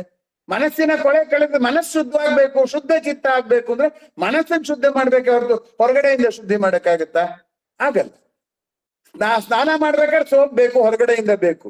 ಮನಸ್ಸಿನ ಶುದ್ಧಿ ಮಾಡ್ಬೇಕಾದ್ರೆ ಸ್ಥಿರ ಮನಸ್ಸು, ಧೈರ್ಯ ಬೇಕೇ ಹೊರತು ಹೊರಗಿನ ಜಗತ್ತಿನ ಯಾವ ವಸ್ತು ಬೇಡ. ನೀ ಮಾಡುವುದೇ ಎಂದರೆ ಯಾರ ಬೇಡ ಅಂತಾರ ಮಾಡಪ್ಪ ಚಿಂತೆ. ಮುಂದಿನ ನುಡಿ ಇನ್ನೆಲ್ಲ ಹಾಗೆ ಇದೆ. ನೀ ಮಾಡೋದು ಗಳಿಗೆ ಸಂತಿ, ನಿನ್ ಜೀವನ 3 ದಿವಸದ ಸಂತೆ. ಮೇಲು ಮಾಳಿಗೆ ಕಟ್ಟಬೇಕಂತಿ. ಆಗ ಒಂದ್ ಗಳಿಗೆ ಹೇಗೆ ಮೇಲ್ ಮಾಳಿಗೆ ಕಟ್ತೀಯ ಅಂದ್ರೆ, ನಿನ್ನ ಸಮಯದ ಸೀಮಿತತೆನೆ ನಿಂಗೆ ತಿಳಿದಿಲ್ಲ. ನಿನ್ಗೆ ಆಸೆ ಸ್ಪಷ್ಟವಾಗಿ ಗೊತ್ತು ಮೇಲ್ ಮಾಳಿಗೆ ಕಟ್ಟಬೇಕು ಅಂತ, ಕಟ್ಟಿ ನಾನು ಎಷ್ಟು ದಿವಸ ಇರ್ತೀನಿ ಅನ್ನೋದು ಗೊತ್ತಿಲ್ಲ. ಗೃಹ ಪ್ರವೇಶದ ದಿನವೇ ತೀರಿಕೊಂಡ ನನ್ನ ಗೆಳೆಯ ಒಬ್ಬ ಇದ್ದಾನೆ. ಅವನು ಅಷ್ಟಾಸೆಯಾಗಿ ಕಟ್ಟದ, ಗೃಹ ಪ್ರವೇಶದ ದಿವಸ ತೀರ್ಕೊಂಡ. ನೀ ಮಾಡೋದು ಗಳಿಗೆ ಸಂತಿ, ಮೇಲ್ ಮಾಳಿಗೆ ಕಟ್ಟಬೇಕಂತಿ, ಆನೆ ಅಂಬಾರಿ ಏರಬೇಕಂತಿ. ಹೋಗ್ಲಿ, ಮನೆ ಒಂದೇ ಕಟ್ಟೋದಾದ್ರೆ ಏನೋ ಮಾಡ್ಕೊನ್ಬೋದು. ಆನೆ ಅಂಬಾರಿ ಏರಬೇಕಂತಿ, ಮಣ್ಣಲ್ಲಿ ಇಳಿಯೋದ ತಣ್ಣಗೆ ಮರತಿ. ಅಲ್ಲಿ 8 ಬಣ್ಣದ ಕೌದಿಯ ಮರತಿ ಅಂತಿದೆ. ಈ ಪಾಠಾಂತರದಲ್ಲಿ ಇನ್ನೂ ಚೆನ್ನಾಗಿದೆ. ಎಲ್ಲವೂ ಮಣ್ಣಲ್ಲಿ ಇಳಿಯುತ್ತೆ. ನಾನು ಹೇಳಿದ್ನಲ್ಲ, ಆಸೆಯೂ ಸಾಯುತ್ತೆ, ಆಸೆ ಪಡೋನು ಸಾಯ್ತಾನೆ, ಅಭಿರುಚಿಯು ಸಾಯುತ್ತೆ ಅಂತ. ಇದನ್ನ ಎಷ್ಟು ಚೆನ್ನಾಗಿ ಹೇಳ್ತಾರೆ. ಮಣ್ಣಲ್ಲಿ ಇಳಿಯೋದನ್ನ ತಣ್ಣಗೆ ಮರತಿ. ಮುಂದಕ್ಕೆ ಬದುಕು ಬಾಳೆಯವು ನಂದೇ ಅಂತಿ. ಬದುಕು ಬಾಳು ನಂದು ಅಂತೀಯ. ಹೇಗಂತೀಯ? ನಿನ್ನ ದೇಹ ನಿಂದಲ್ಲ. ನಿನ್ ದೇಹದಲ್ಲಿ ಏನು ನಡೀತೆ ಅಂತ ಗೊತ್ತಿಲ್ಲ, ಅದೆಲ್ಲ ಹಿಂದಿನ ಬಾರಿ ನಾನು ವಿವರಿಸಿದ್ದೀನಿ. ದೇಹವೇ ನಂದಲ್ದಿದ್ಮೇಲೆ ದೇಹ ಕಟ್ಟಿಕೊಂಡ, ದೇಹದ ಸಲುವಾಗಿ ಕಟ್ಟಿಕೊಂಡ ಬದುಕು ನಿನ್ನದು ಹೇಗಾಗುತ್ತೆ? ದೇಹವೇ ನಿಂದಲ್ಲ. ನೀನು ಫೌಂಟನ್ ಆಫ್ ಎನರ್ಜಿ ಅಷ್ಟೇ. ಆ ಫೌಂಟನ್ನು ಯಾರೋ ಕೊಡ್ತಿರೋ ಶಕ್ತಿ ಅಷ್ಟೇ. ಅದಲ್ಲ, ಬದುಕು ಬಾಳೆವು ನಂದೇ ಅಂತಿ, ನಿಧಿಯು ಸೇರಿದಷ್ಟು ಸಾಲದು ಅಂತಿ. ನಿಧಿಗೆ ಸೇರ್ಕೊಂಡ್ರೆ ಇಷ್ಟು ದೊರಕಿದರೆ ಮತ್ತಷ್ಟರ ಆಸೆ, ಮತ್ತಷ್ಟು ದೊರಕಿದರೆ ಮಗದಷ್ಟರ ಆಸೆ. ಕದವ ತೆರೆದು ಕಡೆ ಯಾತ್ರೆಗೆ ನಡೆಯುವಾಗ, ಬಾಗಿಲು ತೆಗೆದುಬಿಟ್ಟು ಕಡೆ ಯಾತ್ರೆ ಹೋಗ್ತೀಯಲ್ಲ, ಆಗ ಒದಗದು ಯಾವುದು ಸುಮ್ಮನೆ ಕುಂತಿ. ಆಗ ಅಯ್ಯೋ, ನಾನು ಇನ್ನೊಂದು 4 ದಿವಸ ಬದುಕಿದ್ರೆ ಇನ್ನೇನಾದ್ರು ಜ್ಞಾನ ಬರ್ತಿತ್ತೋ ಏನೋ, ಇಷ್ಟು ದಿವ್ಸ ಬರ್ಲಿಲ್ಲ ಅಂತೀವಿ. ನಾನು ಅದನ್ನು ಕೂಡ ಹಿಂದಿನ ಜಾಲನ್ಯಾಸದಲ್ಲಿ ಹೇಳಿದ್ದೆ. ಬದುಕಿದ್ದಾಗ ಸಾವಿನ ಬಗ್ಗೆ ಪ್ರೀತಿ, ಸಾವು ಬಂದಾಗ ಬದುಕಿನ ಬಗ್ಗೆ ಪ್ರೀತಿ ಬರುತ್ತೆ. ಮನುಷ್ಯನ ಹುಚ್ಚಾಟ ಇದು ಅಂತ. ಕೊನೆಗೆ ಕನ್ಕ್ಲೂಷನ್ ಹೇಳ್ತಾರೆ, ಮುದ್ದು ಗೋವಿಂದನ ಪಾದದೊಳೈತಿ. ಮುದ್ದು ಗೋವಿಂದನ ಪಾದ ಜಗತ್ತಲ್ಲಿ ಎಲ್ಲೂ ಇಲ್ಲ. ಆ ಪಾದವನ್ನ ನೀನು ನಿನ್ನ ಮನಸ್ಸಿಗೆ ತಂದ್ಕೊಳ್ಳಕ್ಕೆ ಏನ್ ತೊಂದರೆ ಇಲ್ಲ. ಕಳೆಕೊಂಡು ಹುಡುಕಿದರೆ ಇನ್ನೆಲ್ಲ ಐತಿ. ಮುದ್ದ ಗೋವಿಂದನ ಮಾದರಿಯಾಗಿಟ್ಕೊಂಡು ನಿನ್ನನ್ನ ನೀನು ಅಂತರಂಗದಲ್ಲಿ ಬದಲಾಯಿಸ್ಕೋಬೇಕೇ ಹೊರತು ಪ್ರಪಂಚದ ವಸ್ತುಗಳಿಂದ, ಜಗತ್ತಿನಿಂದ, ಜನರಿಂದ ನಾನು ನೆಮ್ಮದಿ ಕಂಡ್ಕೋತೀನಿ ಅನ್ನೋಂಥದಕ್ಕೆ ಹೋಗಿದೆಯಲ್ಲ, ಅದು ಹುಡುಕಿದ ಎಲ್ಲಿ ಸಿಗುತ್ತೆ? ಶಿಶುನಾಳಧೀಶನ ದಯೆಯೊಳಗೈತಿ. ನಿನಗೆ ಆ ಬುದ್ಧಿ ಬರ್ಬೇಕಾದ್ರೆ ಆ ಪ್ರಕೃತಿ ಕರುಣಿಸ್ಬೇಕು, ಇಲ್ದಿದ್ರೆ ನಿನ್ ಮನಸ್ಸನ್ನು ಚಂಚಲ ಮಾಡುತ್ತೆ. ಈಗ ನಮ್ಮನ್ನು ಸಾಯಿಸ್ಬೇಕಾದ್ರೆ ನಿಸರ್ಗ ಏನು ಕಾಯಿಲೆ ಕೊಡ್ಬೇಕಾಗಿಲ್ಲ. ಅತಿಯಾಗಿ ಹಸುವೆ ಕಟ್ರೆ ಚೆನ್ನಾಗಿ ತಿನ್ಸಾಯ್ತೀವಿ, ಹಸುವೆ ಈಗ ಹೋದ್ರೆ ಹೊಟ್ಟಗಿಲ್ದೆ ಸಾಯ್ತೀವಿ. ಆದ್ರಿಂದ ನಿಸರ್ಗ ಬೇಕಾದ್ರೆ ಯಾವಾಗ ಬೇಕಾದ್ರೂ ನಮ್ಮನ್ನ ತನ್ನದೇ ಪಾಶದಲ್ಲಿ ಕಟ್ಟಿ ಹಾಕ್ಬಿಡುತ್ತೆ. ಶಿಶುನಾಳಧೀಶನ ದಯೆಯೊಳಗೈತಿ, ರಸಿಕನು ನೀಡುವ ಕವಿತೆಯೊಳೈತಿ. 2 ದಾರಿ. ಅದನ್ನೇ ಬೇಂದ್ರೆಯವರು ಓಂಕಾರ ಶಂಕನಾದಕ್ಕಿಂತ ಕಿಂಚಿದೂನ. ಆ ಕಾವ್ಯವು ನಾನು ಹೊರಗಡೆ ವಸ್ತುವಿನಿಂದ ತಗೊಂಡ ಸುಖ ಅಥವಾ ದುಃಖ, ಕಳೆದುಕೊಂಡ ದುಃಖ ಎರಡಕ್ಕಿನ್ನ ಬಹಳ ಕಾಲ ಉಳಿಯೋದೆ ರಸಿಕನು ನೀಡುವ ಕವಿತೆ. ಆದರೂ ಕೂಡ ಅದು ನಾವೇ ಶುದ್ಧ ಮಾಡಿಕೊಂಡು, ಚಿತ್ತಶುದ್ಧಿ ಮಾಡಿಕೊಂಡು ಸಾಚಿದ್ದಲ್ಲ ಅನ್ನುವಂಥ ಮಾತು. ಆತ್ಮೀಯರೇ, ಈ 2 ಪದ್ಯಗಳನ್ನ ನಾನು ಯಾಕೆ ನಿಮ್ಗೆ ಹಾಕಿದೆ ಅಂದ್ರೆ, ನಾವು ವೇಗವಾಗಿ ಓದಿಕೊಂಡು ಹೋದ್ರೆ, ಹಿನ್ನೆಲೆ ಇಲ್ಲದೆ ಓದಿಕೊಂಡು ಹೋದ್ರೆ ಆ ಶಬ್ದಗಳ ಅರ್ಥವಾಗುತ್ತೆ, ಅನುಮಾನವೇ ಇಲ್ಲ. ಆದ್ರೆ ಶಬ್ದ ಹೇಳ್ತಾ ಇರುವಂತಹ ಆಶಯ ಇದೆಯಲ್ಲ ಅದು ಅರ್ಥವಾಗೋದಿಲ್ಲ. ಅದನ್ನೇ ನಮ್ಮ YNK ಅವರು ಕವಿತೆ ನೀನೇಕೆ ಶಬ್ದಗಳ ಹಿಂದೆ ಅವಿತೆ ಅಂತ ಬರೆದಿದ್ರು. ಒಂದೇ ಸಾಲು ಪದ್ಯ, ಕವಿತೆ ನೀನೇಕೆ ಶಬ್ದಗಳ ಹಿಂದೆ ಅವಿತೆ ಅಂತ. ಇಷ್ಟೆಲ್ಲ ಹೇಳಿದ ಮೇಲೆ ಕೊನೆಗೆ ನಾನು ಒಂದು ಅಂಶ ಹೇಳಬೇಕು ಅಂದ್ರೆ, ಇಡೀ ಯೋಗ ತನ್ನನ್ನು ತಾನು ಜಗತ್ತಿನಿಂದ ತನ್ನ ದೇಹದ ಮಮಕಾರದಿಂದ ಪ್ರತ್ಯೇಕಿಸಿಕೊಂಡು ಸಂತೋಷ ಪಡುವಂಥದ್ದು ಅಂತ. ಅದಕ್ಕೆ ಭಗವದ್ಗೀತೆಯಲ್ಲಿ ಅನೇಕ ಬಾರಿ ಏನ್ ಹೇಳ್ತಾರೆ ಅಂತಂದ್ರೆ, ವಿವಿಕ್ತ ಸೇವಿ ಲಘ್ವಾಶಿ, ಕಡಿಮೆ ಊಟ ಮಾಡು, ಜನ ಇಲ್ಲದೆ ಇರೋ ಕಡೆ ಇರು ಅಂತ ಹೇಳ್ತಾರೆ. ಹಾಗೆ ಅನೇಕ ಸಾರಿ ನೀವು ಒಂಟಿಯಾಗಿರಿ, ವಿರತಿರ್ ಜನಸಂಸದಿ ಅಂತ ಇನ್ನೊಂದ್ ಕಡೆ ಕೃಷ್ಣ ಹೇಳ್ತಾನೆ. ಹಾಗಾಗಿ ಜನಗಳ ಮಧ್ಯೆ ಜನಗಳಿಂದ ದೂರ ಇರು ಅಂದ್ರೆ ಈ ಒಂಟಿತನ ಅನ್ನೋದು ನಾವು ಸ್ವಲ್ಪ ಸ್ಪಷ್ಟವಾಗಿ ಅರ್ಥ ಮಾಡ್ಕೋಬೇಕು. ನಾನು ಯಾರು ಇಲ್ಲ, ಈಗ ನಮ್ಮ ಮನೇಲಿ ಯಾರು ಇಲ್ಲ, ನನ್ನ ತಂಗಿನೂ ಹೋಗ್ಬಿಟ್ಟು ಒಬ್ಬನೇ ಕೂತಿದ್ದೀನಿ, ಆದ್ರೆ ನನ್ನ ಮನಸ್ಸು ಒಂಟಿಯಾಗಿಲ್ಲ, ಯಾರ್ಯಾರನೋ ಜ್ಞಾಪಿಸ್ಕೊಳುತ್ತೆ. ಹಾಗೆ ನಾನು ಜನಗಳ ಮಧ್ಯೆ ಇರ್ತೀನಿ, ಆದ್ರೂ ಒಂಟಿಯಾಗಿರ್ಬೋದು. Einstein was never alone but always lonely ಅಂತ ಹೇಳಿರೋದುಂಟು. ಹಾಗಾಗಿ ಈ ಒಂಟಿತನ ಅನ್ನೋದು ಹೊರಗಡೆ ಕಾಣುವ ಜನ, ಹೊರಗಡೆ ಇಲ್ಲದ ಜನಗಳಿಂದ ನಿರ್ಧಾರ ಆಗೋದಿಲ್ಲ. ನನ್ನ ಮನಸ್ಸು ಯಾವ ಕೆಲಸದಲ್ಲಿ ನನ್ನೊಳಗಿನ ಸಾಮರ್ಥ್ಯದಲ್ಲಿ ಸಂತೃಪ್ತಿ ಪಡ್ತಾ ಇದೆಯೋ, ಹೊರಗಿನ ವಸ್ತುವಿನಲ್ಲಿ ಸಂತೃಪ್ತಿ ಪಡ್ತಾ ಇದೆಯೋ ಅನ್ನೋದ್ರಿಂದ ನಿರ್ಧಾರ ಆಗತ್ತೆ ಅನ್ನೋವಂಥದ್ದನ್ನ ನಿಮ್ಮ ಗಮನಕ್ಕೆ ತರೋದಕ್ಕೆ ಪ್ರಯತ್ನ ಪಡ್ತಾ ಇದ್ದೀನಿ. ಆತ್ಮೀಯರೇ, ನಾವು ಯೋಗಾಭ್ಯಾಸ ಅಂದ್ರೆ ಅಷ್ಟಾಂಗ ಯೋಗ ಇದೆಯಲ್ಲ, ಅಷ್ಟಾಂಗ ಯೋಗ ಇದ್ರೂ ಕೂಡ ನಾವು ನಷ್ಟಾಂಗ ಯೋಗ, ಬರೇ ಯೋಗಾಸನ ಮಾಡೋದು, ದೇಹವನ್ನ ಸುಭದ್ರವಾಗಿ ಇಟ್ಕೊಳ್ಳೋದು ಅಂತ ನಾವು ಅನ್ಕೊಂಡಿದ್ದೀವಿ. ಕಾಯ ಬಲಿದೊಡೆ ಮಾಯೆ ಬಲಿಯುವುದು, ಮಾಯೆ ಬಲಿದೊಡೆ ಛಾಯೆ ಬಲಿಯುವುದು. ಹೀಗಾಗಿ ವಾಸ್ತವವಾದಂಥ ಸಂತೃಪ್ತಿ, ವಾಸ್ತವವಾದಂಥ ನೆಮ್ಮದಿಯ ಗುರಿ ಇದೆಯಲ್ಲ ನಮ್ದು, ಶ್ರದ್ಧೆ ಇದೆಯಲ್ಲ, ಶ್ರದ್ಧೆಯ ಮೂಲಕ ನೆಮ್ಮದಿ ಸಾಧಿಸುವ ಗುರಿ ಇದೆಯಲ್ಲ, ಆ ಶ್ರದ್ಧೆಯಿಂದ ನೆಮ್ಮದಿ ಸಾಧಿಸುವ ಗುರಿ ನಮ್ಮ ಸಾಮರ್ಥ್ಯದ ಪೂರ್ಣವಾದಂತ ಹಂಚಿಕೆಯಿಂದ ಬರೋದೇ ಹೊರತು ಬೇರೆ ಕಡೆ ಸಿಗೋ ಪದಾರ್ಥಗಳನ್ನ ಗುಡ್ಡೆ ಹಾಕೊಂಡು ಬರೋದಲ್ಲ ಅನ್ನೋವಂಥದ್ದು ಗಮನಿಸಬೇಕಾದ್ದು. 6ನೇ ಅಧ್ಯಾಯದಲ್ಲಿ, ಭಗವದ್ಗೀತೆ 6ನೇ ಅಧ್ಯಾಯದಲ್ಲಿ ಶ್ರೀಕೃಷ್ಣ ಹೇಳ್ತಾನೆ, ತಪಸ್ವಿಭ್ಯೋ ಅಧಿಕೋ ಯೋಗಿ. ತಪಸ್ ಮಾಡ್ತಾರಲ್ಲ ಅಂದ್ರೆ ತನ್ನ ಹತ್ರ ಇದ್ರೂ ಅದನ್ನು ಉಪಯೋಗಿಸ್ದೇಲೆ ನನ್ಗೇನು ಬೇಡ ಅಂತ ವಿರಕ್ತರ ರೀತಿಯಲ್ಲಿ ತಮ್ಮ ಸಾಮರ್ಥ್ಯವನ್ನೇ ಹುಡುಕಿಕೊಂಡು ವ್ಯಕ್ತಪಡಿಸೋ ಪ್ರಯತ್ನ ತಪಸ್ವ, ಅದು ಒಳ್ಳೇದೇ. ಆದ್ರೆ ಯೋಗಿ ಇದನ್ನಲ್ಲ, ತಪಸ್ವಿಗಿನ್ನ ಜಾಸ್ತಿ. ಜ್ಞಾನಿಭ್ಯೋ ಅಧಿಕೋ ಮತಃ, ಆಲೋಚನೆ ಮಾಡ್ಬಿಟ್ಟು ನಾನು ಪ್ರಪಂಚ ಮರಿತೀನಿ ಅಂತ ಹೋಗ್ತಾನಲ್ಲ, ಇದ್ರೂ ಉಪಯೋಗಿಸ್ದೆ ಪ್ರಪಂಚ ಮರೆಯೋನೊಬ್ಬ ಆಲೋಚನೆ ಮಾಡಿ ಜಗತ್ತನ್ನು ಮರಿತೀನಿ ಅಂದ್ರೆ ಎಷ್ಟೊತ್ತು ಆಲೋಚನೆ ಮಾಡ್ತೀಯ, ಆಮೇಲೆ ಮತ್ತೆ ಜಗತ್ ಬಂದೇ ಬಂದ್ಬಿಡುತ್ತೆ.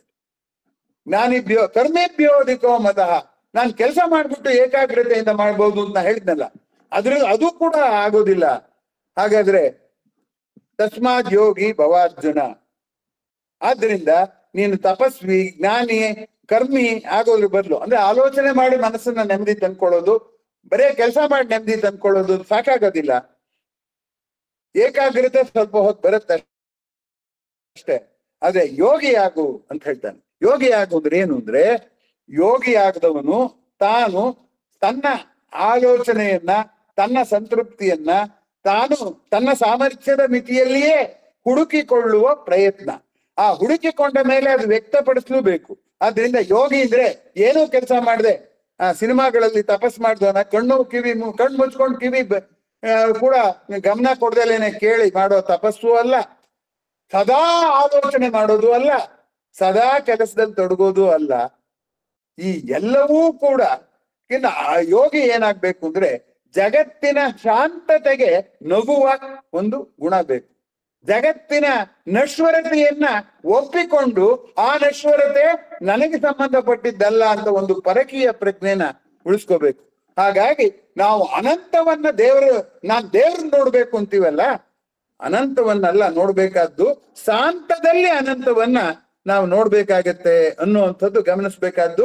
ಯಾವಾಗ ನಾವು ನೋಡಿದ ಶಾಂತವೆಲ್ಲವೂ ನಾನು ನೆಮ್ಮದಿಯನ್ನ ಕೆಡಿಸ್ದಾಗೆ ಅದನ್ನ ನೋಡ್ತೀನಿ, ಅದು ನನ್ನ ನೆಮ್ಮದಿ ಕೆಡಿಸೋದಕ್ಕೆ ಬಿಡೋದಿಲ್ಲ ಅಂತ ಅನ್ನೋ ಹಾಗೆ ಮಾಡಬೇಕು ಅನ್ನುವಂಥದ್ದು ತುಂಬಾ ಮುಖ್ಯವಾದಂಥ ಸೂಚನೆ ಆ 6ನೇ ಅಧ್ಯಾಯದಲ್ಲಿ ಶ್ರೀಕೃಷ್ಣ ಕೊಟ್ಟಿರೋದು ಅಂತ ನಾನು ಅನ್ಕೊಂಡಿದ್ದೀನಿ. ಆತ್ಮೀಯರೇ, ನಾವು ನಿರಂತರವಾಗಿ ಪ್ರಯತ್ನ ಪಡೋಣ.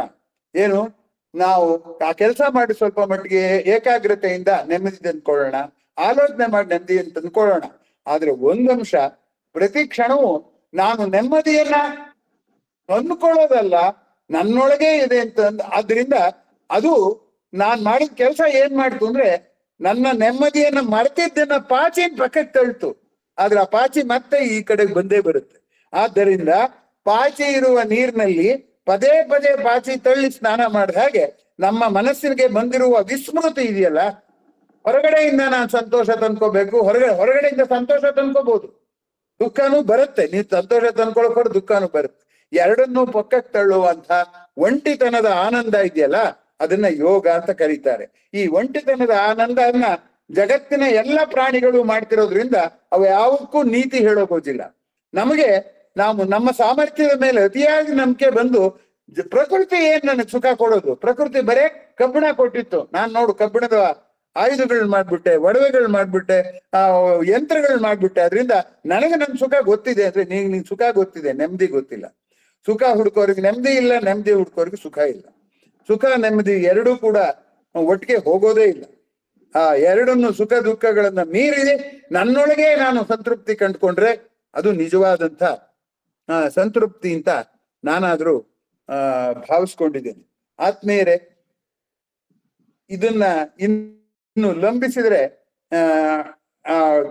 ಆ ಏಕಾಗ್ರತೆ ಹೊರಟೋಗುತ್ತೆ. ಆದ್ರಿಂದ ಎರಡು ಜಾಲನ್ಯಾಸಗಳಲ್ಲಿ ಸುಖ ದುಃಖ ಎರಡರಿಂದ ಈಚೆಗೆ, ಅದ್ರ ಸುಳಿಯಿಂದ ಈಚೆಗೆ ಬರೋದು ಹೇಗೆ, ಆ ಗುರಿ ನಮ್ದಲ್ಲ ಅಂತ ಹೇಳ್ತಾ, ಹೊರಗಡೆಯಿಂದ ನಾವು ಏನೇನ್ ಸಾಧಿಸಿದ್ರು ಅದು ತಂದ್ಕೊಡೋದು, ಸುಖ ದುಃಖ ತಂದ್ಕೊಡುತ್ತೆ, ಅದು ಯಾವ್ದು ಬಹಳ ಕಾಲ ಉಳಿಯುವಂಥದ್ದಲ್ಲ ಅಂತ ಹೇಳ್ತಾ, ತನ್ನೊಳಗೆ ತಾನು ಸಂತೋಷ ಕಂಡ್ಕೊಳ್ಳುವಂಥದ್ದು ಇದೆಯಲ್ಲ, ಅಂಥದ್ದನ್ನೇ ಸ್ಥಿತ ಪ್ರಜ್ಞಾ ಅಂತ ಕರೆಯುವಂಥದ್ದು. ಪ್ರಜ್ಞೆಯನ್ನೇ ಆನಂದ ಪಡೋದು, ನನ್ನ ಸಾಮರ್ಥ್ಯವನ್ನೇ ನಾನು ಅಸಾಮರ್ಥ್ಯ ಇರೋವರೆಗೆ ಆನಂದ ಪಡುವಂಥದ್ದು ಅನ್ನೋದನ್ನ ನೆನಪಿಸ್ತಾ, ಈಗ ನಿಮ್ಮ ಪ್ರಶ್ನೆಗಳಿಗೆ ನಾನು ಅನುವು ಮಾಡಿಕೊಡ್ತಾ ಇದ್ದೀನಿ. ನಿಮ್ಮ ಪ್ರಶ್ನೆಗೆ ನನಗೆ ತಿಳಿದ ಉತ್ತರವನ್ನ ಗೊತ್ತಿದ್ರೆ ಹೇಳ್ತೀನಿ, ಇಲ್ಲೇ ನಾನು ಉತ್ತರ ಹುಡುಕ್ತೀನಿ ನಿಮ್ ಜೊತೆಗೆ. ಅಷ್ಟು ಮಾತ್ರ ಹೇಳ್ತಾ ನಿಮ್ಮ ಪ್ರತಿಕ್ರಿಯೆ ಮತ್ತು ಪ್ರಶ್ನೆ ಎರಡಕ್ಕೂ ಅನುವು ಮಾಡಿಕೊಡ್ತಾ ಇದ್ದೀನಿ. ನಮಸ್ತೆ ಸರ್. ನಮಸ್ತೆ. ಚೆನ್ನಾಗಿತ್ತು ಸರ್. ಇವತ್ತಿನ ಜಾಲನ್ಯಾಸದಲ್ಲಿ ಈ ಅನುಕರಣೆ ಹೇಗಿರುತ್ತೆ ಮತ್ತೆ ಮರಣದ ಸ್ಮರಣೆ ಅನ್ನುವಂತಹದ್ದನ್ನ ಕುರಿತಾಗಿ ಒಂದು ವಿವರಣೆ ಚೆನ್ನಾಗಿತ್ತು ಸರ್. ಹಾಗಾಗಿ ಇಲ್ಲಿ ಸಾಮಾನ್ಯವಾಗಿ ನಾವು ಅನುಕರಣೀಯ ಯೋಗ್ಯ ವ್ಯಕ್ತಿಯಾಗು ಅನ್ನೋದನ್ನ ಬಳಸ್ತೀವಲ್ಲ ಸರ್, ಅಲ್ಲಿ ಅನುಕರಣೆ ಆಗದೆ ಹೋದ್ರೆ ಫಲವೂ ಸಿಗಲ್ಲ. ಅಂದ್ರೆ ನಮ್ಗೆ ಬೇಕಾದಂತ ರಿಸಲ್ಟ್ ಈಗ ಅನುಕರಿಸಲೇಬೇಕಾಗತ್ತೆ, ಸರಿಯಾದಂತ ಸಾಧನೆ ಆಗಿರುವಂತಹ ಒಂದು ಅಂಶವನ್ನ ಅಂತ. ಹಾಗಾಗಿ ಎಲ್ಲ ಕಡೆಗೂ ಇದು ಅನುಕರಣೆ ಬೇಡವೋ ಅಥವಾ ಬೇಕೋ ಅನ್ನುವಂಥದ್ದನ್ನ ಸ್ವಲ್ಪ ವಿವರಣೆ ಸರ್. ಆಯ್ತು, ಹೇಳ್ತೀನಿ. ಅನುಕರಣೆ ಯಾವುದನ್ನ, ಈಗ ಒಬ್ಬ ಚಿತ್ರಕಾರ ತಾನು ಚಿತ್ರ ಬರೆದು ಸಂತೃಪ್ತವಾಗಿದ್ದಾನೆ. ಹಾಡುಗಾರ ಆ ಚಿತ್ರ ಬರೆದ ನಾನು ಹಾಡು ಬೇಡ, ಆ ಚಿತ್ರದಲ್ಲಿ ಎಲ್ಲರೂ ಚಪ್ಪಾಳೆ ತಟ್ತಾರೆ ಅಂತ ಚಿತ್ರ ಬರೆಯಕ್ ಹೋಗಕ್ಕಾಗತ್ತೋ? ಇಲ್ಲ. ಅದ್ರ ಬದಲಾಗಿ ಚಿತ್ರಕಾರ ಅವನ ತಾಕತ್ನಲ್ಲಿ ಅವ್ನಿಗೆ ಏನ್ ಸಿಗತ್ತೋ ಅದನ್ನ ಸಂತೃಪ್ತಿ ಕಂಡ್ಕೊಂಡಿದ್ದಾನೆ. ನಾನು ನನ್ನ ಸಾಮರ್ಥ್ಯದಲ್ಲಿ ನನ್ನ ಸಂತೃಪ್ತಿ ಕಂಡ್ಕೋತೀನಿ ಅಂತ ಅನ್ನೋದಾದ್ರೆ ಅದು ಅನುಕರಣೆನೆ. ಆದ್ರೆ ಅನುಕರಿಸಬೇಕಾದದ್ದು ಬಾಹ್ಯ ಕ್ರಿಯೆಯನ್ನಲ್ಲ, ಬಾಹ್ಯ ಕ್ರಿಯೆ ಕೈಗೊಳ್ಳುವಾಗಿನ ಆಂತರಿಕ ಸ್ಥಿತಿ. ಆಂತರಿಕ ಸ್ಥಿತಿ ಚಿತ್ರಕಾರನಾದ್ರೂ ಅದೇ, ಸಂಗೀತಗಾರನಾದ್ರೂ ಅದೇ, ತನ್ನ ಸಾಮರ್ಥ್ಯವನ್ನ ತಾನು ವ್ಯಕ್ತಪಡಿಸೋದು, ಪ್ರತಿಕ್ರಿಯೆಗೆ ಕಾಯ್ದೆ ಇರೋದು. ನೋಡಿ, ಇಡೀ ಸಂತೃಪ್ತಿ ಎರಡರ ಮೇಲೆ ನಿಂತಿದೆ. ಜಗತ್ತಿನ ವಸ್ತುಗಳನ್ನಾಗಲಿ ಜಗತ್ತಿನ ವಿದ್ಯಮಾನಗಳಿಗಾಗಲಿ ಪ್ರತಿಕ್ರಿಯೆ ತೋರಿಸಿದ್ರು ಮನಸ್ಸಿನ ನೆಮ್ಮದಿ ಹೋಗುತ್ತೆ. ಪ್ರತಿಕ್ರಿಯೆ ತೋರಿಸದೇ ಇರೋದ್ರ ಮೇಲೆ ನೆಮ್ಮದಿ ನಿಂತಿದೆ. ಹಾಗಾಗಿ ನಾನು ಒಬ್ಬ ಚಿತ್ರಕಾರ ತುಂಬಾ ಮೈ ಮರೆದು ಚಿತ್ರ ಬರಿತಾ ಇದ್ದಾನೆ ಅಂದ್ರೆ ನಾನು ಚಿತ್ರ ಬರೆಯೋದನ್ನ ಅನುಕರಿಸ್ಬೇಕೋ ಮೈ ಮರೆಯೋದನ್ನ ಅನುಕರಿಸ್ಬೇಕೋ ಅನ್ನುವ ಎಚ್ಚರ ಇದ್ರೆ, ಚಿತ್ರಕಾರನ ಸಾಮರ್ಥ್ಯ ಇದೆ, ನಂಗೆ ಅದಿಲ್ಲ, ಅದರಿಂದ ನಾನು ಚಿತ್ರಕಾರನನ್ನೆಲ್ಲ ಅನುಕರಿಸ್ಬೇಕಾದ್ದು ಅವನು ತನ್ಮಯದಿಂದ ಮಾಡೋ ಕೆಲಸನ ಅಂತ. ಹಾಗಾಗಿ ಅನುಕರಣೆ ಅಂತಂದ್ರೆ ಅವನ ಆಂತರಿಕ ಸ್ಥಿತಿಯ ಅನುಕರಣೆನೋ ಅಥವಾ ಬಾಹ್ಯ ಸ್ಥಿತಿಯ ಅಂತ. ಇದೇ ಪ್ರಶ್ನೆನ ನನಗೆ ಶರಣಪ್ಪ ಕೇಳಿದ್ರು ದಾವಣಗೆರೆಯಲ್ಲಿ ನಾನು ಜಾವಲಿನ್ಯಾಸ ಮಾಡಿದಾಗ ವೆಬಿನಾರ್ ಅಂತ ಹೇಳುವಾಗ ನಾನು ಹೇಳಿದೆ ಮಸಾಲೆ ದೋಸೆ ಆಕರ್ಷಣೆ ಇದೆ ಅಂತ ಉದಾಹರಣೆ ಕೊಟ್ಟಿದ್ದೆ. ಅದಕ್ಕೆ ನನ್ನ ಮಗಳು ನಿಮ್ಗೆ ಮಸಾಲೆ ದೋಸೆ ಮಾಡಿಕೊಟ್ಟು ನೀ ತಿನ್ನೋದ್ ನೋಡಿ ಸಂತೋಷ ಪಡ್ತಾಳೆ, ಅಲ್ಲಿಗೆ ಮಸಾಲೆ ದೋಸೆಯಿಂದ ಕೆಟ್ಟದಾಯ್ತಾ ಒಳ್ಳೇದಾಯ್ತಾ ಅಂತ. ನಾನು ಹೇಳಿದೆ ಮಸಾಲೆ ದೋಸೆಯಿಂದಲ್ಲ ಒಳ್ಳೇದು ಕೆಟ್ಟದ್ದಾದ್ದು, ಮಾಡಿಕೊಟ್ಟು ನೋಡಿ ಸಂತೋಷ ಪಡೋ ಮನಸ್ಥಿತಿಯಿಂದ ಅಂತ. ಹಾಗಾಗಿ ನಾವು ಎಲ್ಲವನ್ನೂ ಹೊರ ಜಗತ್ತಿನಲ್ಲೇ ಹುಡುಕ್ತಾ ಇರೋದ್ರಿಂದ ನಮ್ಮ ನೆಮ್ಮದಿ ಸಿಗ್ತಾ ಇಲ್ಲ. ಮಸಾಲೆ ದೋಸೆ ಒಂದ್ ನೆವ ಅಷ್ಟೆ, ಜಗತ್ತು ಅನ್ನೋದು ಒಂದು ನೆವ ಅಷ್ಟೇ. ಜಗತ್ತು ನಮ್ಗೆ ಏನ್ ತೋರ್ಸುತ್ತೋ ಅದ್ರಿಂದ ಹೋಗಲ್ಲ ನಾವು. ಜಗತ್ತು ಏನನ್ನೋ ನೆನಪಿಸುತ್ತೆ. ಅಯ್ಯೋ ಇಲ್ಲಿಗೆಲ್ಲ ಯಾಕೆ ಬರಕ್ ಹೋಗ್ತೀಯ, ನಿನ್ನೊಳಗೆ ನೀನ್ ಚೆನ್ನಾಗಿ ಮಾಡಕ್ ಬರುತ್ತೆ ಅಂತ. ಯಾವ ಹೋಟ್ಲನ್ ಹೇಳ್ತಾನೆ ನೀವು ಮನೇಲಿ ನನ್ಗಿನ್ನ ಚೆನ್ನಾಗಿ ಮಾಡ್ಕೋಬಲ್ಲೆ, ಮನೆಗೆ ಹೋಗ್ತೀನಿ ತಿಂಡಿ ಮಾಡ್ಕೊಂಡು ತಿನ್ನು ಅಂತ ಯಾವ ಹೋಟ್ಲನು ಹೇಳಲ್ಲ. ಹಾಗೆ ಜಗತ್ ಯಾವತ್ತೂ ನಿಮ್ಗೆ ಹೇಳೋದಿಲ್ಲ ಅನುಕರಣೆ ಮಾಡ್ಬೇಡ ಅಂತ. ನಾವೇನ್ ಮಾಡ್ತೀವಿ, ಬಾಹ್ಯ ಅನುಕರಣೆ ಮಾಡ್ತೀವಿ ಹೊರತು ಅಂತರಂಗದ ಸ್ಥಿತಿಯನ್ನು ಅನುಕರಣೆ ಮಾಡೋದಿಲ್ಲ. ಅಂತರಂಗದ ಸ್ಥಿತಿಯ ಅನುಕರಣೆ ಮಾಡೋದಾದ್ರೆ ಅದು ಅನುಕರಣೀಯ ಅಲ್ಲ, ಅದು ಅನುಸರಣೆ. ಅದರಿಂದ ಅನುಕರಣೆಗಿಂತ ಅನುಸರಣೆ ವಾಸಿ ಅಂತ ನಾನು ನಿಮ್ಮ ಮಾತಿಗೆ ಉತ್ತರ ಹೇಳೋದಕ್ಕೆ ಬಯಸ್ತೀನಿ. I think I have answer. ಧನ್ಯವಾದಗಳು ಸರ್. ನಮಸ್ಕಾರ ಸರ್. ನೀವು ಒಂದು ವಿಚಾರ, ಒಂದು ಹೊಸ ತರ ಅದಕ್ಕೊಂದು ದೃಷ್ಟಿಕೋನ ಕೊಟ್ರಿ ಮರಣ ಅನ್ನೋದ್ರ ಬಗ್ಗೆ. ಸಾಮಾನ್ಯ ನಾವು ಮರಣ ಅಂದ ಕೂಡ್ಲೆ ನಾವು ಕೇವಲ ದೈಹಿಕವಾಗಿ ಮರಣ ಅವಸಾನ ಅನ್ನೋ ಒಂದು ಇದ್ರಲ್ಲೇ ಇರ್ತೀವಿ. ಆದ್ರೆ ಅದಕ್ಕೆ ಆಸೆಯ ಮರಣ, ಮತ್ತೆ ವಸ್ತುವಿನ ಮರಣ, ಅದ್ರ ಬಗ್ಗೆ ಆಸಕ್ತಿಯ ಮರಣ, ಈ ತರ ಬೇರೆ ಬೇರೆ ಒಂದು ಹೊಸ ಆಯಾಮನೇ ಅದು. ಅದೊಂದ್ ಸ್ವಲ್ಪ ಇನ್ನೊಂದ್ಸರಿ ಕ್ಲಿಯರ್ ಮಾಡಿದ್ರೆ ಚೆನ್ನಾಗಿತ್ತು. ಅದೊಂಥರ ಒಂದ್ ಸ್ವಲ್ಪ ಬಂದು ಹೋದಂಗ ಅನ್ನಿಸ್ತು ಅದಕ್ಕೆ. ಹೌದಾ? ಆಯ್ತು, ಇನ್ನೊಂದ್ಸರಿ ಹೇಳ್ತೀವಿ. ಮರಣದಲ್ಲಿ 5 ಮರಣಗಳನ್ನ ನಾವು ಜ್ಞಾಪಿಸ್ಕೋಬೇಕು. ಯಾವ್ಯಾವುದು ಅಂದ್ರೆ, ಮೊದಲನೇದು ಆಸೆಯೇ ಮರಣ ಆಗುತ್ತೆ. ನಂಗೆ ಯಾಕೋ ಆಸೆನೇ ಹೊರಟೋಯ್ತು ಅಂತ ಅನ್ಸುತ್ತೆ. ನಮ್ಗೆ ಬರೋದು ನಮ್ಮ ಆಸೆ ಪೂರೈಕೆ ಆಗೋದು ಏನಾದ್ರು ತಡ ಆಗ್ಬಿಟ್ರೆ ಆಮೇಲೆ ಸಿಕ್ಕಿದ್ರೆ ಏನ್ ಪ್ರಯೋಜನ? ನಂಗೆ ಆಸೆಯೇ ಹೊರಟೋಯ್ತು. ಈಗ ಯುವಕರಿಗೆ ಕೆಲಸ ಕೊಡದೆ ಹೋದ್ರೆ 35 ವರ್ಷದ ಮೇಲೆ ಅವ್ರಿಗೆ ಕೆಲಸ ಕೊಟ್ರೆ ಅಷ್ಟೊತ್ತಿಗೆ ಅವ್ರಿಗೆ ಯಾವ ಕೆಲ್ಸಕ್ಕೆ ಆಸೆಯಾಗಿ ಬಂದಿರ್ತಾರೋ ಆ ಕೆಲಸ ಮಾಡಕ್ ಅವ್ರ ಕೈಲಿ ಆಗೋದಿಲ್ಲ. ಅದು ಆಸೆಯ ಮರಣ. ಎರಡನೇದು ಆಶಿತ ವಸ್ತುವಿನ ಮರಣ. ನಾವು ಯಾವ ವಸ್ತುವನ್ನ ಆಸೆ ಪಡ್ತೀವೋ ಅಥವಾ ಯಾರ ಪ್ರೀತಿಯನ್ನ ಅಪೇಕ್ಷೆ ಪಡ್ತೀವೋ, ನಮ್ಮ ಆ ಆಶೆಯ ಮುಗಿದೋದ್ಮೇಲೆ ಆ ಆಶೆ ವಸ್ತುವೇ ಸತ್ತೋಗ್ಬೋದು. ಎಚ್ ನರಸಿಂಹಯ್ಯನವರು ತಾವು ಸತ್ತು ಹೋದ್ರೆ ಶವ ಸಂಸ್ಕಾರ ಮಾಡ್ಲಿಕ್ಕೆ ಒಂದು ಸಮಿತಿ ಮಾಡಿದ್ರು. ಆ ಸಮಿತಿಯ ಕೆಲವು ಸದಸ್ಯರು ಅವರು ನರಸಿಂಹಯ್ಯನವ್ರು ಬದುಕಿದ್ದಾಗ್ಲೇ ಸತ್ತೋದ್ರು. ಹಾಗೆ ಆಶೆಯ ಮರಣ, ಆಶಿತ ವಸ್ತುವಿನ ಮರಣ. ಮೂರನೇದು ಅಗತ್ಯದ ಮರಣ.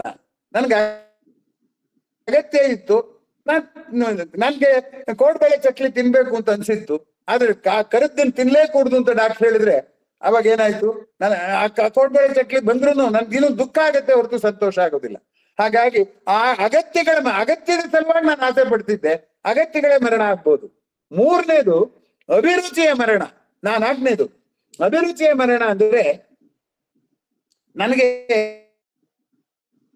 ಅಭಿರುಚಿ ಏನು ಒಂದೇ ಸಮಯ ಮನಸ್ಸು ಮೊದಲೇ ಚಂಚಲ. ಆ ಅಭಿರುಚಿ ಏನಾಗುತ್ತೆ, ಅದು ಸತ್ತು ಹೋಗುತ್ತೆ. ಸ್ವಲ್ಪ ದಿವಸ ಹೋದ್ಮೇಲೆ ಇದು ಬೇಡ ಇನ್ನೊಂದು ಬೇಕು ಅನ್ಸುತ್ತೆ. ಹೊಸದು ಅಂತ ಶರ್ಟ್ ಆಸೆ ಆಗಿ ಹೊಲ್ಸ್ಕೊತೀವಿ, ಆದ್ರೆ ಒಂದ್ ಸ್ವಲ್ಪ ದಿವಸ ಇನ್ನೊಬ್ರು ಶರ್ಟ್ ಯಾವ್ದೋ ನೋಡ್ರೆ ಇದು ಬೇಡ ಅದ್ ಹೊಲ್ಸ್ಕೊತೀನಿ ಅಂತ. ಅದನ್ನ ಅವರನ್ನು ಕಂಡರೆ ಅವರಂತೆ, ಇವರನ್ನು ಕಂಡರೆ ಇವರಂತೆ ಅಂತ ಶಿಶ್ನಾಥ್ ಶರೀಫ್ ಸಾಹೇಬ್ ಹೇಳಿದ್ದು. ಸೊ ಅದರಿಂದ 5 ಮರಣಗಳನ್ನ ನಾವು ಇಲ್ಲಿ ಪ್ರಸ್ತಾಪ ಮಾಡ್ಬೋದು. ನೀವು ಅದನ್ನ ಗಮನಿಸಿದ್ರೆ ಅಷ್ಟೇ, ಎಲ್ಲ ವ್ಯಾಖ್ಯಾನಗಳು ಹೀಗೆ ನೋಡಿ. ನಾನು ಯಾರೋ ಇಬ್ಬರು ಜಗಳ ಕಾಯ್ತಾರೆ ಅಂತ ಇಟ್ಕೊಳ್ಳೋಣ, ಜಗಳ ಬಿಡ್ಸಕ್ ಹೋಗ್ತೀನಿ ಅಂತ ಇಟ್ಕೊಳ್ಳೋಣ, ಅದು ಪ್ರತಿಕ್ರಿಯೆ. ನಾನು ಜಗಳ ಬಿಡ್ಸಕ್ ಹೋಗಲ್ಲ, ಸುಮ್ಮನಿರ್ತೀನಿ, ಅದು ಮಾತಿನ ಮೌನ. ಆದ್ರೂ ಮುಂಡೆ ಮಕ್ಕಳು ಜಗಳ ಕಾಯಿ ಸಾಯ್ತಿದ್ದಾರೆ ಅಂತ ನಾನು ಮನಸ್ಸಿನಲ್ಲೇ ಚಡ್ಪಡಿಸ್ತೀನಿ. ಆ ಮೂಕ ಪ್ರತಿಕ್ರಿಯೆ ಇದೆಯಲ್ಲ, ಅದು ಬಾಯಿಯ ಮೌನ. ಪ್ರತಿಕ್ರಿಯೆಯ ಮೂಕತೆ ಇದೆಯಲ್ಲ, ಪ್ರತಿಕ್ರಿಯೆನೇ ಆಗ್ಲಿಲ್ಲ ಅಂತ ಇಟ್ಕೊಳ್ಳಿ, ಇದು ನಾನು ಏನು ಮಾಡಕ್ ಆಗಲ್ಲ, ನನ್ನ ನೆಮ್ಮದಿ ನಾನು ಅಲ್ಲೆಲ್ಲ ಹೋಗಿ ಕಳ್ಕೊಳ್ಳಲ್ಲ ಅಂತ ನಾನು ನನ್ನ ನೆಮ್ಮದಿ ಮುಖ್ಯ ಅಂತ ಸುಮ್ಮನೆ ಕೂತ್ಕೋತೀನಲ್ಲ, ಅದು ಮನದ ಮೌನ. ಮಾತಿನ ಮೌನವೇ ಬೇರೆ, ಮನದ ಮೌನವೇ ಬೇರೆ. ಮನದ ಮೌನದಿಂದ ಮಾತ್ರ ಶಾಂತಿಯೇ ಹೊರತು ಮಾತಿನ ಮೌನದಿಂದ ಅಲ್ಲ. ಒಳಗೆ ಕುದೀತಿದ್ರೆ ಏನಾಗುತ್ತೆ, ನನ್ನ ಮನಸ್ಸು ನೆಮ್ಮದಿ ಹೇಗೆ? ನಾನು ಹೋಗಲ್ಲ, ಜಗಳ ಬಿಡ್ಸಕ್ ಹೋಗಲ್ಲ, ಆದ್ರೆ ಮಾತಾಡೋದು ಇಲ್ಲ, ಆದ್ರೆ ಒಳಗೆ ಕುದ್ರೆ ಏನಾಗುತ್ತೆ? ಆಗಲ್ಲ. ಅದಕ್ಕೆ DVG ಅವ್ರು ಹೇಳಿದ್ದು ಸೌಮ್ಯವಾಗಿರ್ಬೇಕು, ಸದಾ ಸೌಮ್ಯವಾಗಿರ್ಬೇಕು ಅಂತ. ಆದ್ರೆ ನಮ್ಗೆ ಮನದ ಮೌನದಿಂದ ಮಾತ್ರ ಸಾಧ್ಯವೇ ಹೊರತು ಮಾತಿನ ಮೌನದಿಂದ ಸಾಧ್ಯ ಇಲ್ಲ.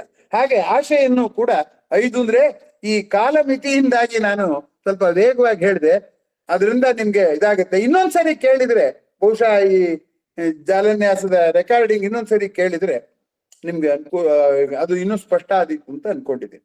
ಏನಿವೆ ಪ್ರಶ್ನೆ ಕೇಳಿದ ಧನ್ಯವಾದಗಳು. ನಾಳೆ 1 ನಿಮಿಷದ ನಾಳೆ 7 ಗಂಟೆಗೆ ಲರ್ನಿಂಗ್ ಕೋಶೆಂಟ್ ಅಂತ ಒಂದು ಉಪನ್ಯಾಸ ಮಾಡ್ತಿದ್ದೀನಿ. ಕಲಿಕಾ ಗುಣಾಂಕ ಅಂತ, IQ ಇದ್ದಾಗೆ LQ ಅಂತ. ನಾವು ಅದನ್ನ ಈ ಆಚಾರ ನಡೆ ಉಚ್ಚಾರದಲ್ಲಿ ಹಾಕ್ತೀವಿ. ತಮ್ಮಲ್ಲಿ ಯಾರಿಗೆ ಝೂಮ್ ಅಲ್ಲಿದೆ, ತಮ್ಮಲ್ಲಿ ಯಾರಿಗೆ ಬಿಡುವಿದೆಯೋ ಅವ್ರು ಅದಕ್ಕೆ ಸೇರ್ಕೋಬಹುದು. ಯಾಕೆ ಅಂದ್ರೆ ಲರ್ನಿಂಗ್ ಇಸ್ ಆಲ್ಸೋ ಅನ್ ಆಚಾರ, ಅನಾಚಾರ ಅಲ್ಲ, ಆನ್ ಆಚಾರ. ಲರ್ನಿಂಗ್ ಅನ್ನೋದು ಒಂದು ಆಚಾರ. ಆ ಆಚಾರಕ್ಕೆ ಸಂಬಂಧಪಟ್ಟಿದ್ದು ಅನ್ನೋದು ಒಂದು. ಪೋಷಕರಾಗಿ, ಅಧ್ಯಾಪಕರಾಗಿ ಮಕ್ಕಳನ್ನ ಕಲಿಕೆಗೆ ಪ್ರೇರಣೆ ಮಾಡ್ಬೇಕಾದ್ರೆ ಹೇಗೆಲ್ಲ ಮಾಡ್ಬೇಕು ಅನ್ನುವಂಥದ್ದು ಆ ವಿಷಯಕ್ಕೆ ಸಂಬಂಧಪಟ್ಟಂತ ಚರ್ಚೆ. ಅದು ತಮಗೆ ಆಸಕ್ತರು ನಾಳೆ 7 ಗಂಟೆಗೆ ಸೇರಬಹುದು ಅಂತ ಹೇಳಬಯಸ್ತೀನಿ. ಈಗ ಹೇಳಿ ಶಿವರಾಮ್ ಅವ್ರು ಏನ್ ಹೇಳ್ತಿದ್ರು. ಏನಿಲ್ಲ ಸರ್, ಅದು ಸ್ವಲ್ಪ ಕ್ಲಿಯರ್ ಆಯ್ತು. ಆದ್ರೆ ವರ್ಡ್ಸ್ ಕ್ಲಿಯರ್ ಆಯ್ತು, ಸ್ವಲ್ಪ ಚಿಂತನೆಗೆ ಹಚ್ಚಿದೆ. ಅದು ಸ್ವಲ್ಪ ಚಿಂತನೆ ಮಾಡ್ಬೇಕು ಸರ್. ಹೌದು, ಅದಕ್ಕೆ ಯೋ ವೇದಾದವು ಸ್ವರಪ್ರೋಕ್ತೋ, ವೇದಾದಿಗಳ ಮಂತ್ರದಿಂದ ಹೇಳಿದ್ರು ಕೂಡ ವೇದಾಂತೇಚ ಪ್ರತಿಷ್ಠಿತ. ಆಮೇಲೆ ಮಾಡೋ ಚಿಂತನೆಯಲ್ಲೇ ನಮಗೆ ಸತ್ಯ ಹೊಳೆಯೋದು, ಆ ಶಬ್ದ ಕೇಳುವಾಗ ಅಲ್ಲ ಅಂತ ನಮ್ಮ ಮಂತ್ರಗಳು ಹೇಳುತ್ತವೆ. ಮತ್ತೆ ಇನ್ಯಾರದ್ದಾರು ಪ್ರತಿಕ್ರಿಯೆ? ಇನ್ನು ಮುಂದಿನ ಜಾಲನ್ಯಾಸದಲ್ಲಿ ಗುರಿಯ ಸುದ್ದಿಗೆ ಹೋಗೋದಿಲ್ಲ ನಾನು, ಬೇರೆ ಯಾವ್ದಾದ್ರು ಒಂದು ವಿಷಯ ಆಯ್ಕೆ ಮಾಡ್ಬೋದು. ಸರ್ ಮೌನ ಸರ್, ನಮಸ್ಕಾರ ಸರ್. ನಮಸ್ಕಾರ ರಾಜಶೇಖರಯ್ಯ ಸರ್. ಹ್ಞೂನ್ರಿ ಸರ್, ನನಗ ಮೌನ ಒಂದೇ ಗೊತ್ತಿತ್ತು, ಬಟ್ ಅದ್ರಲ್ಲಿ ಅದ್ರ ವ್ಯಾಪ್ತಿಯನ್ನ ದೊಡ್ಡದು ಮಾಡಿದ್ರಲ್ಲ ನೀವು. ಮಾತಿನ ಮೌನ ಬೇರೆ, ಮನದ ಮೌನ ಬೇರೆ ಅಂತ. ನಾನ್ ಅದನ್ನ ಮೌನ ಅಂತ ಅರ್ಥ ಮಾಡ್ಕೋತೀನಿ. ಮರಣ ಆ ಶಬ್ದ ಯಾಕೋ ಸ್ವಲ್ಪ ಭಯ ಉಂಟು ಮಾಡ್ತದ ನಮಗ. ಹಿಂಗಾಗಿ ಅದು ಮತ್ತೊಂದು ಹೆಜ್ಜೆ ಮುಂದಕ್ಕಂತ ಅನಿಸ್ತು ಸರ್. ನಂಗೆ ಬಹಳ ವಿಶೇಷ ಅನಿಸ್ತದ. ಅಂದ್ರೆ ಮನದ ಮೌನದಿಂದ ನಮ್ಗೆ ಶಾಂತಿ ಸಿಗ್ತದೆ, ಬರೀ ಮಾತಿನ ಮೌನದಿಂದ ಶಾಂತಿ ಸಿಗಲ್ಲ ಅಂದ್ರಲ್ಲ ಸರ್. ಅದು ತಕ್ಷಣ ನಾವು ಜೀವನದಾಗ ಅಳವಡಿಸ್ಕೊಳ್ಬೇಕಾದಂತಹ ಒಂದು ದೊಡ್ಡ ವಿಚಾರ ಅಂತ ಅನಿಸ್ತದೆ ಸರ್. ಅದಕ್ಕೆ ಧನ್ಯವಾದ ಸರ್. ಬಹಳ ದೊಡ್ಡ ವಿಷಯ ಸರ್ ಇದು, ಬಹಳ ದೊಡ್ಡ ವಿಷಯ. ಭಗವದ್ಗೀತೆಯಲ್ಲಿ ಮಾತಿನ ತಪಸ್ಸಿನಲ್ಲಿ ಮೌನದ ಪ್ರಸ್ತಾಪ ಮಾಡಿಲ್ಲ. ಭಗವದ್ಗೀತೆಯಲ್ಲಿ ಮನಃಪ್ರಸಾದಂ, ಮನಸ್ಸು ಸದಾ ಪ್ರಸನ್ನವಾಗಿರುವಂತದ್ದು ಮೌನಂಚ, ಅಲ್ಲಿ ಮನಸ್ಸಿನ ಮೌನವನ್ನೇ ಹೇಳ್ತಾರೆ ಹೊರತು ಮೌನ ಅಂದ್ರೆ ನಾವು ಮಾತೇ ಆಗಿದ್ರೆ ಮಾತಿನ ಸುದ್ದಿ ಮಾತಿನ ಪಟ್ಟಿಲಿ ಬರ್ಬೇಕಾಗಿತ್ತಲ್ಲ, ಅದು ಬಂದಿಲ್ಲ. ಅದು ಮಾತಿನ ಪಟ್ಟಿಲಿ ಯಾವ ಪಟ್ಟಿಲಿ ಬಂದಿದೆ? ಮನಃಪ್ರಸಾದ ಮೌನಂಚ, ಮನಸ್ಸಿಗೆ ಸಂಬಂಧಪಟ್ಟಾಗ ಬಂದಿದೆ. ಸೌಮ್ಯಂ ಅಂತ ಕೂಡ ಇದೆ. ಅಂದ್ರೆ ಹೂವಿನ ಹಾಗೆ ಇರ್ಬೇಕು ನಮ್ಮ ಮನಸ್ಸು ಅಂತ. ಆದ್ರೆ ಮನಸ್ಸು ಪ್ರತಿಕ್ರಿಯೆ ನಿಲ್ಲಿಸದೇ ಇದ್ರೆ ನಮ್ಮ ಮನಸ್ಸು ಹೂವಿನ ಹಾಗೆ ಇರೋದಿಲ್ಲ. ಅದನ್ನೇ DVG ಅವರು ನೇರವಾಗಿ ತಗೊಂಡಿದ್ದಾರೆ, ಸೌಮ್ಯ ಸದಾ ಇರ್ಲಿ ನಿನ್ಗೆ ಅನ್ನುವಂಥ. ಹೀಗಾಗಿ ಅಧ್ಯಯನ ಮಾಡ್ತಾ ಮಾಡ್ತಾ ನಮ್ಗೆ ಈ ಸೂಕ್ಷ್ಮಗಳು ಗೊತ್ತಾಗುತ್ತೆ. ಅದಕ್ಕೋಸ್ಕರ ಈ ಜಾಲನ್ಯಾಸವನ್ನ ನಾವು ಮಾಡ್ತಾ ಇರೋದು. ನಿಮ್ಗೆಲ್ಲ ಸ್ವಲ್ಪ ಬಿಡುವು ಕಡಿಮೆ, ನಂಗೆ ಬಿಡುವಿದೆಯಲ್ಲ, ಇನ್ನೇನು ಕೆಲಸನೇ ಇಲ್ವಲ್ಲ, ಇನ್ನೇನು ಬರಲ್ವಲ್ಲ, ಇದ್ರೂ ಮಾಡಕ್ ಬರಲ್ವಲ್ಲ. ನಿಮ್ಗೆ ಹಂಚ್ಕೊಳ್ಳೋದಕ್ಕೆ ಪ್ರಯತ್ನ ಪಟ್ಟೆ. ನೀವು ನನ್ನ ಕೈ ಮಾತಾಡ್ಸಿದ್ದೀರಿ, ಧನ್ಯವಾದ. ಮತ್ತೆ ಬೇರೆ ಪ್ರತಿಕ್ರಿಯೆಗಳು? ವೈರಾಗ್ಯ, ರಾಗ ವಿರಾಗ ಸರಿ, ರಾಗದಿಂದ ವಿರಾಗ, ಅದು ವೈರಾಗ್ಯ ಸರಿ. ವೈರದಿಂದಲೂ ವೈರಾಗ್ಯ ಆಗ್ಬಹುದೇನು? ವೈರದಿಂದ ವೈರಾಗ್ಯ ಆಗ್ಬಹುದು, ಆದ್ರೆ ನೆಮ್ಮದಿ ಹೋದ್ಮೇಲೆ ವೈರಾಗ್ಯ ಇಟ್ಕೊಂಡು ಏನ್ ಮಾಡ್ತೀರಾ? ಇನ್ನೊಂದು ಅಂಶ ನಾನು ಸ್ಪಷ್ಟಪಡಿಸ್ತೀನಿ ಈ ಪ್ರಶ್ನೆಯಿಂದಾಗಿ. ರಾಗ ಕಾಮ ಎರಡು ಬೇರೆ ಬೇರೆ. ನಾವ್ ಎರಡನ್ನು ರಾಗ ಅಂದ್ರೆ ಆಸೆ, ಕಾಮ ಅಂದ್ರೂ ಆಸೆ ಅಂತ ಹೇಳ್ತೀವಲ್ಲ. ರಾಗ ಅಂದ್ರೆ ನನ್ನ ಬಳಿ ಇರುವ ವಸ್ತುವಿನ ಮೇಲಿನ ಪ್ರೀತಿ. ಕಾಮ ಅಂದ್ರೆ ನನ್ನ ಬಳಿ ಇಲ್ಲದ, ನಾನು ಕನಸು ಕಂಡಿರುವ ವಸ್ತುವಿನ ಪ್ರೀತಿ. ರಾಗನೇ ಬೇರೆ, ಕಾಮನೇ ಬೇರೆ. 13ನೇ ಅಧ್ಯಾಯದಲ್ಲಿ ಕೃಷ್ಣ ರಾಗ ಕಾಮ ವಿವರ್ಜಿತ ಅಂತ, 13ನೇ ಅಧ್ಯಾಯ ಅಂತ ಅನ್ಕೊಂಡಿದ್ದೆ, ಅಲ್ಲ 8ನೇ ಅಧ್ಯಾಯ ಅಂತ ಕಾಣುತ್ತೆ, ನಂಗೆ ಅಧ್ಯಾಯ ಮರ್ತೋಗಿದೆ. ರಾಗ ಕಾಮ ವಿವರ್ಜಿತ ಅಂತ ಎರಡು ಬಳಸ್ತಾನೆ ಅಲ್ಲಿ. ಅದಕ್ಕೆ ಸ್ಪಷ್ಟೀಕರಣ ಏನು ಅಂದ್ರೆ, ನನ್ನ ಬಳಿ ಇರುವ ವಸ್ತುವಿನ ಮೇಲಿನ ಕುರುಡು ಪ್ರೀತಿ ಇದೆಯಲ್ಲ, ಅದು ರಾಗ. ನನ್ನ ಬಳಿ ಇಲ್ಲದ ವಸ್ತುವಿನ ಮೇಲಿದೆಯಲ್ಲ ಕುರುಡು ಪ್ರೀತಿ, ಅದನ್ನ ಕಾಮ ಅಂತ ಕರೀತಾರೆ. ವೈರಾಗ್ಯ ತಂದ್ಕೊಡುತ್ತೆ ಅಂದ್ರೆ ಒಂದು ರೀತಿಯಲ್ಲಿ ತಂದ್ಕೊಡುತ್ತೆ. ಯಾಕೆಂದ್ರೆ ಆ ಹಠ ಸಾಧಿಸುವಾಗ ನಾನು ಊಟ ತಿಂಡಿ ಎಲ್ಲ ಬಿಟ್ಬಿಡ್ತೀನಿ. ಆ ವೈರಾಗ್ಯ ಅಪಾಯಕಾರಿ ವೈರಾಗ್ಯ. ಜೊತೆಗೆ ನಾವು ವೈರಾಗ್ಯ ಮುಖ್ಯ ಅಂತ ಅಲ್ಲ ಹೇಳ್ತಾ ಇರೋದು, ಎರಡೂ ಕೂಡ ನನ್ನ ಮನಸ್ಸಿನ ನೆಮ್ಮದಿಯನ್ನ ಕಲಕಬಾರದು ಅನ್ನೋ ಗುರಿಯಿಂದ ನೋಡೋದಾದ್ರೆ ವೈರಾಗ್ಯ ತಂದ್ಕೊಟ್ರು ಪ್ರಯೋಜನ ಆಗಲ್ಲ. ಯಾಕೆಂದ್ರೆ ನಮ್ಮ ಗುರಿ ವೈರಾಗ್ಯವೂ ಅಲ್ಲ, ವೈರವೂ ಅಲ್ಲ. ನಮ್ಮ ಗುರಿ ನೆಮ್ಮದಿ ಅಂತ ನಾವ್ ಯಾವಾಗ ಆಲೋಚನೆ ಮಾಡ್ತೀವೋ ಬದುಕಿನ ಆ ಗುರಿಯನ್ನು ಬಿಟ್ಟು ಬೇರೆ ಗುರಿಗೆ ಯಾವುದಕ್ಕೆ ಹೋದ್ರೂ ಅದು ನೆಮ್ಮದಿಗೆ ಅಡ್ಡಿ ಮಾಡುತ್ತೆ. ಆದ್ರಿಂದ ಗುರಿಗಳು ಜಾಸ್ತಿ ಆಗಿರೋದೇ ಸಮಸ್ಯೆ. ಒಂದು, ಈ ಗುರಿಯನ್ನು ಮರೆತಿರೋದು ಸಮಸ್ಯೆ. ಈ ಎರಡು ಸಮಸ್ಯೆಗಳು ಇದೆ. ಗುರಿ ಬೇಕಾದ ಅಂಶ. ಆದ್ರೆ ಅನೇಕ ಬಾರಿ ಅದರಲ್ಲೂ ನಮ್ಮ ಶಿಕ್ಷಣದಲ್ಲಿ ಗುರಿಯನ್ನು ನಿರ್ಧರಿಸುವವರೇ ಬೇರೆ. ಹಾಗಾಗಿ ಅಲ್ಲಿ ಗುರಿ ತಲುಪುವ ಅಥವಾ ಗುರಿ ಸೇರಿಸುವ ಪ್ರಯತ್ನ ವಿಫಲ ಆಗುವ ಸಾಧ್ಯತೆ ಹೆಚ್ಚು ಅಲ್ಲ. ಇದು ನಿಮ್ಮ ನಾಳೆಯ ವಿಷಯಕ್ಕೆ ಸಂಬಂಧಿಸಿದಂತೆ ಒಂದು ಸೂಕ್ತ ಪ್ರಶ್ನೆ ಅಂತ ಅನ್ಕೊಂಡಿದ್ದೇನೆ. ಹಾಗೇನೆ ನನಗೆ ತಕ್ಷಣ ನೆನಪಾಗಿದ್ದು, ಮರಣದ ವಿಚಾರ ಬಂದಾಗ self love and self hate ಅನ್ನುವ ಪದವನ್ನು ಸೈಕಾಲಜಿ ಒಳಗೆ ಬಳಸ್ತಾರೆ. ಎರಡೂ ಸಹ ವೈರಾಗ್ಯಕ್ಕೆ ಕಾರಣವೇ ಅಥವಾ ನೆಮ್ಮದಿಗೆ ಕಾರಣವೇ? ಸೆಲ್ಫ್ ಲವ್ ಬೇರೆ, ಸೆಲ್ಫಿಶ್ನೆಸ್ ಬೇರೆ. ನನಗೆ ಎಲ್ಲವೂ ಬೇಕು ಅನ್ನೋದು ಸೆಲ್ಫಿಶ್ನೆಸ್. ಯಾವುದು ಬೇಡ, ನನ್ನೊಳಗೆ ನಾ ಸಂತೋಷವಾಗಿರ್ತೀನಿ ಅಂತ ಯೋಗ ಹೇಳುತ್ತಲ್ಲ, ಅದನ್ನ ಸೆಲ್ಫ್ ಲವ್ ಅಂತ ಕರೀತಾರೆ. ಸೆಲ್ಫ್ ಲವ್ ಬೇರೆ, ಸೆಲ್ಫಿಶ್ನೆಸ್ ಬೇರೆ. ಸೆಲ್ಫ್ ಫೇತ್ ಬೇರೆ. ಹಾಗಾಗಿ ಸೆಲ್ಫ್ ಫೇತ್ ನಿಂದ ಸೆಲ್ಫ್ ಲವ್ ಬರುತ್ತೆ. Selfishness, self faith, self love ಇಲ್ಲದೆ ಇರೋದ್ರಿಂದ ಬರುವಂತದ್ದು. ಇಷ್ಟರ ಮೇಲೆ ಇದನ್ನೆಲ್ಲ ಶಿಕ್ಷಣಕ್ಕೆ ಅನ್ವಯಿಸೋದಲ್ಲ. ನಮ್ಮ ಯಾವ ಶಿಕ್ಷಣವೂ ನಮ್ಮ ಅಂತರಂಗವನ್ನ ಪರಿಶೀಲನೆ ಮಾಡ್ಕೊಳಕ್ ಬಿಡೋದೇ ಇಲ್ಲ. ಜಗತ್ತು ಕುತೂಹಲದ ವಸ್ತು, ನಿಸರ್ಗ ಕುತೂಹಲದ ವಸ್ತು, ಸಮಾಜ ಕುತೂಹಲದ ವಸ್ತು ಅಂತ ಹೇಳ್ತಾರೆ ಹೊರತು ಕಲ್ತ್ಕೊಳ್ಳೋ ನಾನೇ ಕುತೂಹಲದ ವಸ್ತು, ನನ್ನೊಳಗೆ ಹೇಗೆ ಬದಲಾವಣೆ ಆಗ್ತದೆ ಅಂತ ತಿಳ್ಕೊಬೇಕು ಅಂತ ಹೇಳೋದೇ ಇಲ್ಲ. ಆದ್ರಿಂದ ಜ್ಞೇಯ ಪ್ರಧಾನವಾದ ಶಿಕ್ಷಣ ಬೇರೆ, ಜ್ಞಾತೃ ಪ್ರಧಾನವಾದಂತ ಯೋಗ ಬೇರೆ. ಅವೆರಡು ತದ್ವಿರುದ್ಧವೇ. ಹಾಗಾದ್ರೆ Vivekananda education is the perfection of that is already in men. Vivekananda made ಅಂತರಂಗದ ಶಿಕ್ಷಣ. ಈಗ ನೋಡಿ, ನಹಿ ಜ್ಞಾನೇನ ಸದೃಶಂ ಅಂತ ಹೇಳಿ ಮೈಸೂರು ಯೂನಿವರ್ಸಿಟಿಯಲ್ಲಿ ಹಾಕೊಂಡಿದಾರಲ್ಲ. ಆದ್ರೆ ಮೈಸೂರು ಯೂನಿವರ್ಸಿಟಿಯಲ್ಲಿ ಹೇಳ್ಕೊಡೋ ಜ್ಞಾನ ಎಲ್ಲ ಸಮಾಜ ಮತ್ತು ನಿಸರ್ಗ ಕುರಿತದ್ದೇ. ಆದ್ರೆ ಭಗವದ್ಗೀತೆಯಲ್ಲಿ ನಹಿ ಜ್ಞಾನೇನ ಸದೃಶಂ ಅಂದ್ರೆ ನಾನು ಯಾವುದು ನಶ್ವರ ಯಾವುದು ಶಾಶ್ವತ ಅನ್ನೋ ಜ್ಞಾನದ ಕುರಿತಂತ ಅಲ್ಲಿ ಹೇಳಿರುವಂತದ್ದು. ಅದಕ್ಕೂ ಹೊಂದಾಣಿಕೆನೇ ಆಗಲ್ಲ. ಅದು ಗೊತ್ತಾಗೋದೇ ಇಲ್ಲ ನಮ್ಗೆ. ಈ ಭಾಷೆ ಇದೆಯಲ್ಲ, ಬಹಿರ್ಲೋಕದ ಭಾಷೆಯಲ್ಲಿ ಅಂತರಂಗದ ಸ್ಥಿತಿಯನ್ನ ವಿವರಿಸಿದ್ರೆ ಅರ್ಥ ಆಗೋದಿಲ್ಲ. ಎನಿವೆ, ಧನ್ಯವಾದಗಳು ಸರ್. ತುಂಬಾ ಒಳ್ಳೆ ಚರ್ಚೆಗೆ ದಾರಿ ಮಾಡಿಕೊಟ್ರಿ. ಎಲ್ಲರಿಗೂ ನನ್ನ ಹೃತ್ಪೂರ್ವಕ ಅಭಿನಂದನೆಗಳು. ಮುಂದಿನ ವಿಷಯ ನಾನು ಈಗ ಆಲೋಚನೆ ಮಾಡಬೇಕಾಗಿದೆ. ಆದ್ರೂ ಮುಂದಿನ ವಾರ ಮತ್ತೆ ಸೇರೋಣ. ಎಂದಿನಂತೆ ನಿಮ್ಮ ಉತ್ಸಾಹದಿಂದ ಮಾತನಾಡಿಸಿದ ನಿಮಗೆ ವಂದನೆಗಳು. ಮಾತನಾಡಿದ ಲೌಡ್ ಸ್ಪೀಕರ್ಗೆ ಕರ್ಕಶ ಧ್ವನಿ ಸಹಿಸಿದ ನಿಮ್ಮ ಔದಾರ್ಯಕ್ಕೂ ನನ್ನ ನಮಸ್ಕಾರ. ನಮಸ್ಕಾರ ಸರ್. ನಮಸ್ಕಾರ ಗಣೇಶ್. ಧನ್ಯವಾದಗಳು ಸರ್. ನಮಸ್ಕಾರ ಸರ್. ನಿಮ್ಗೂ ಧನ್ಯವಾದ.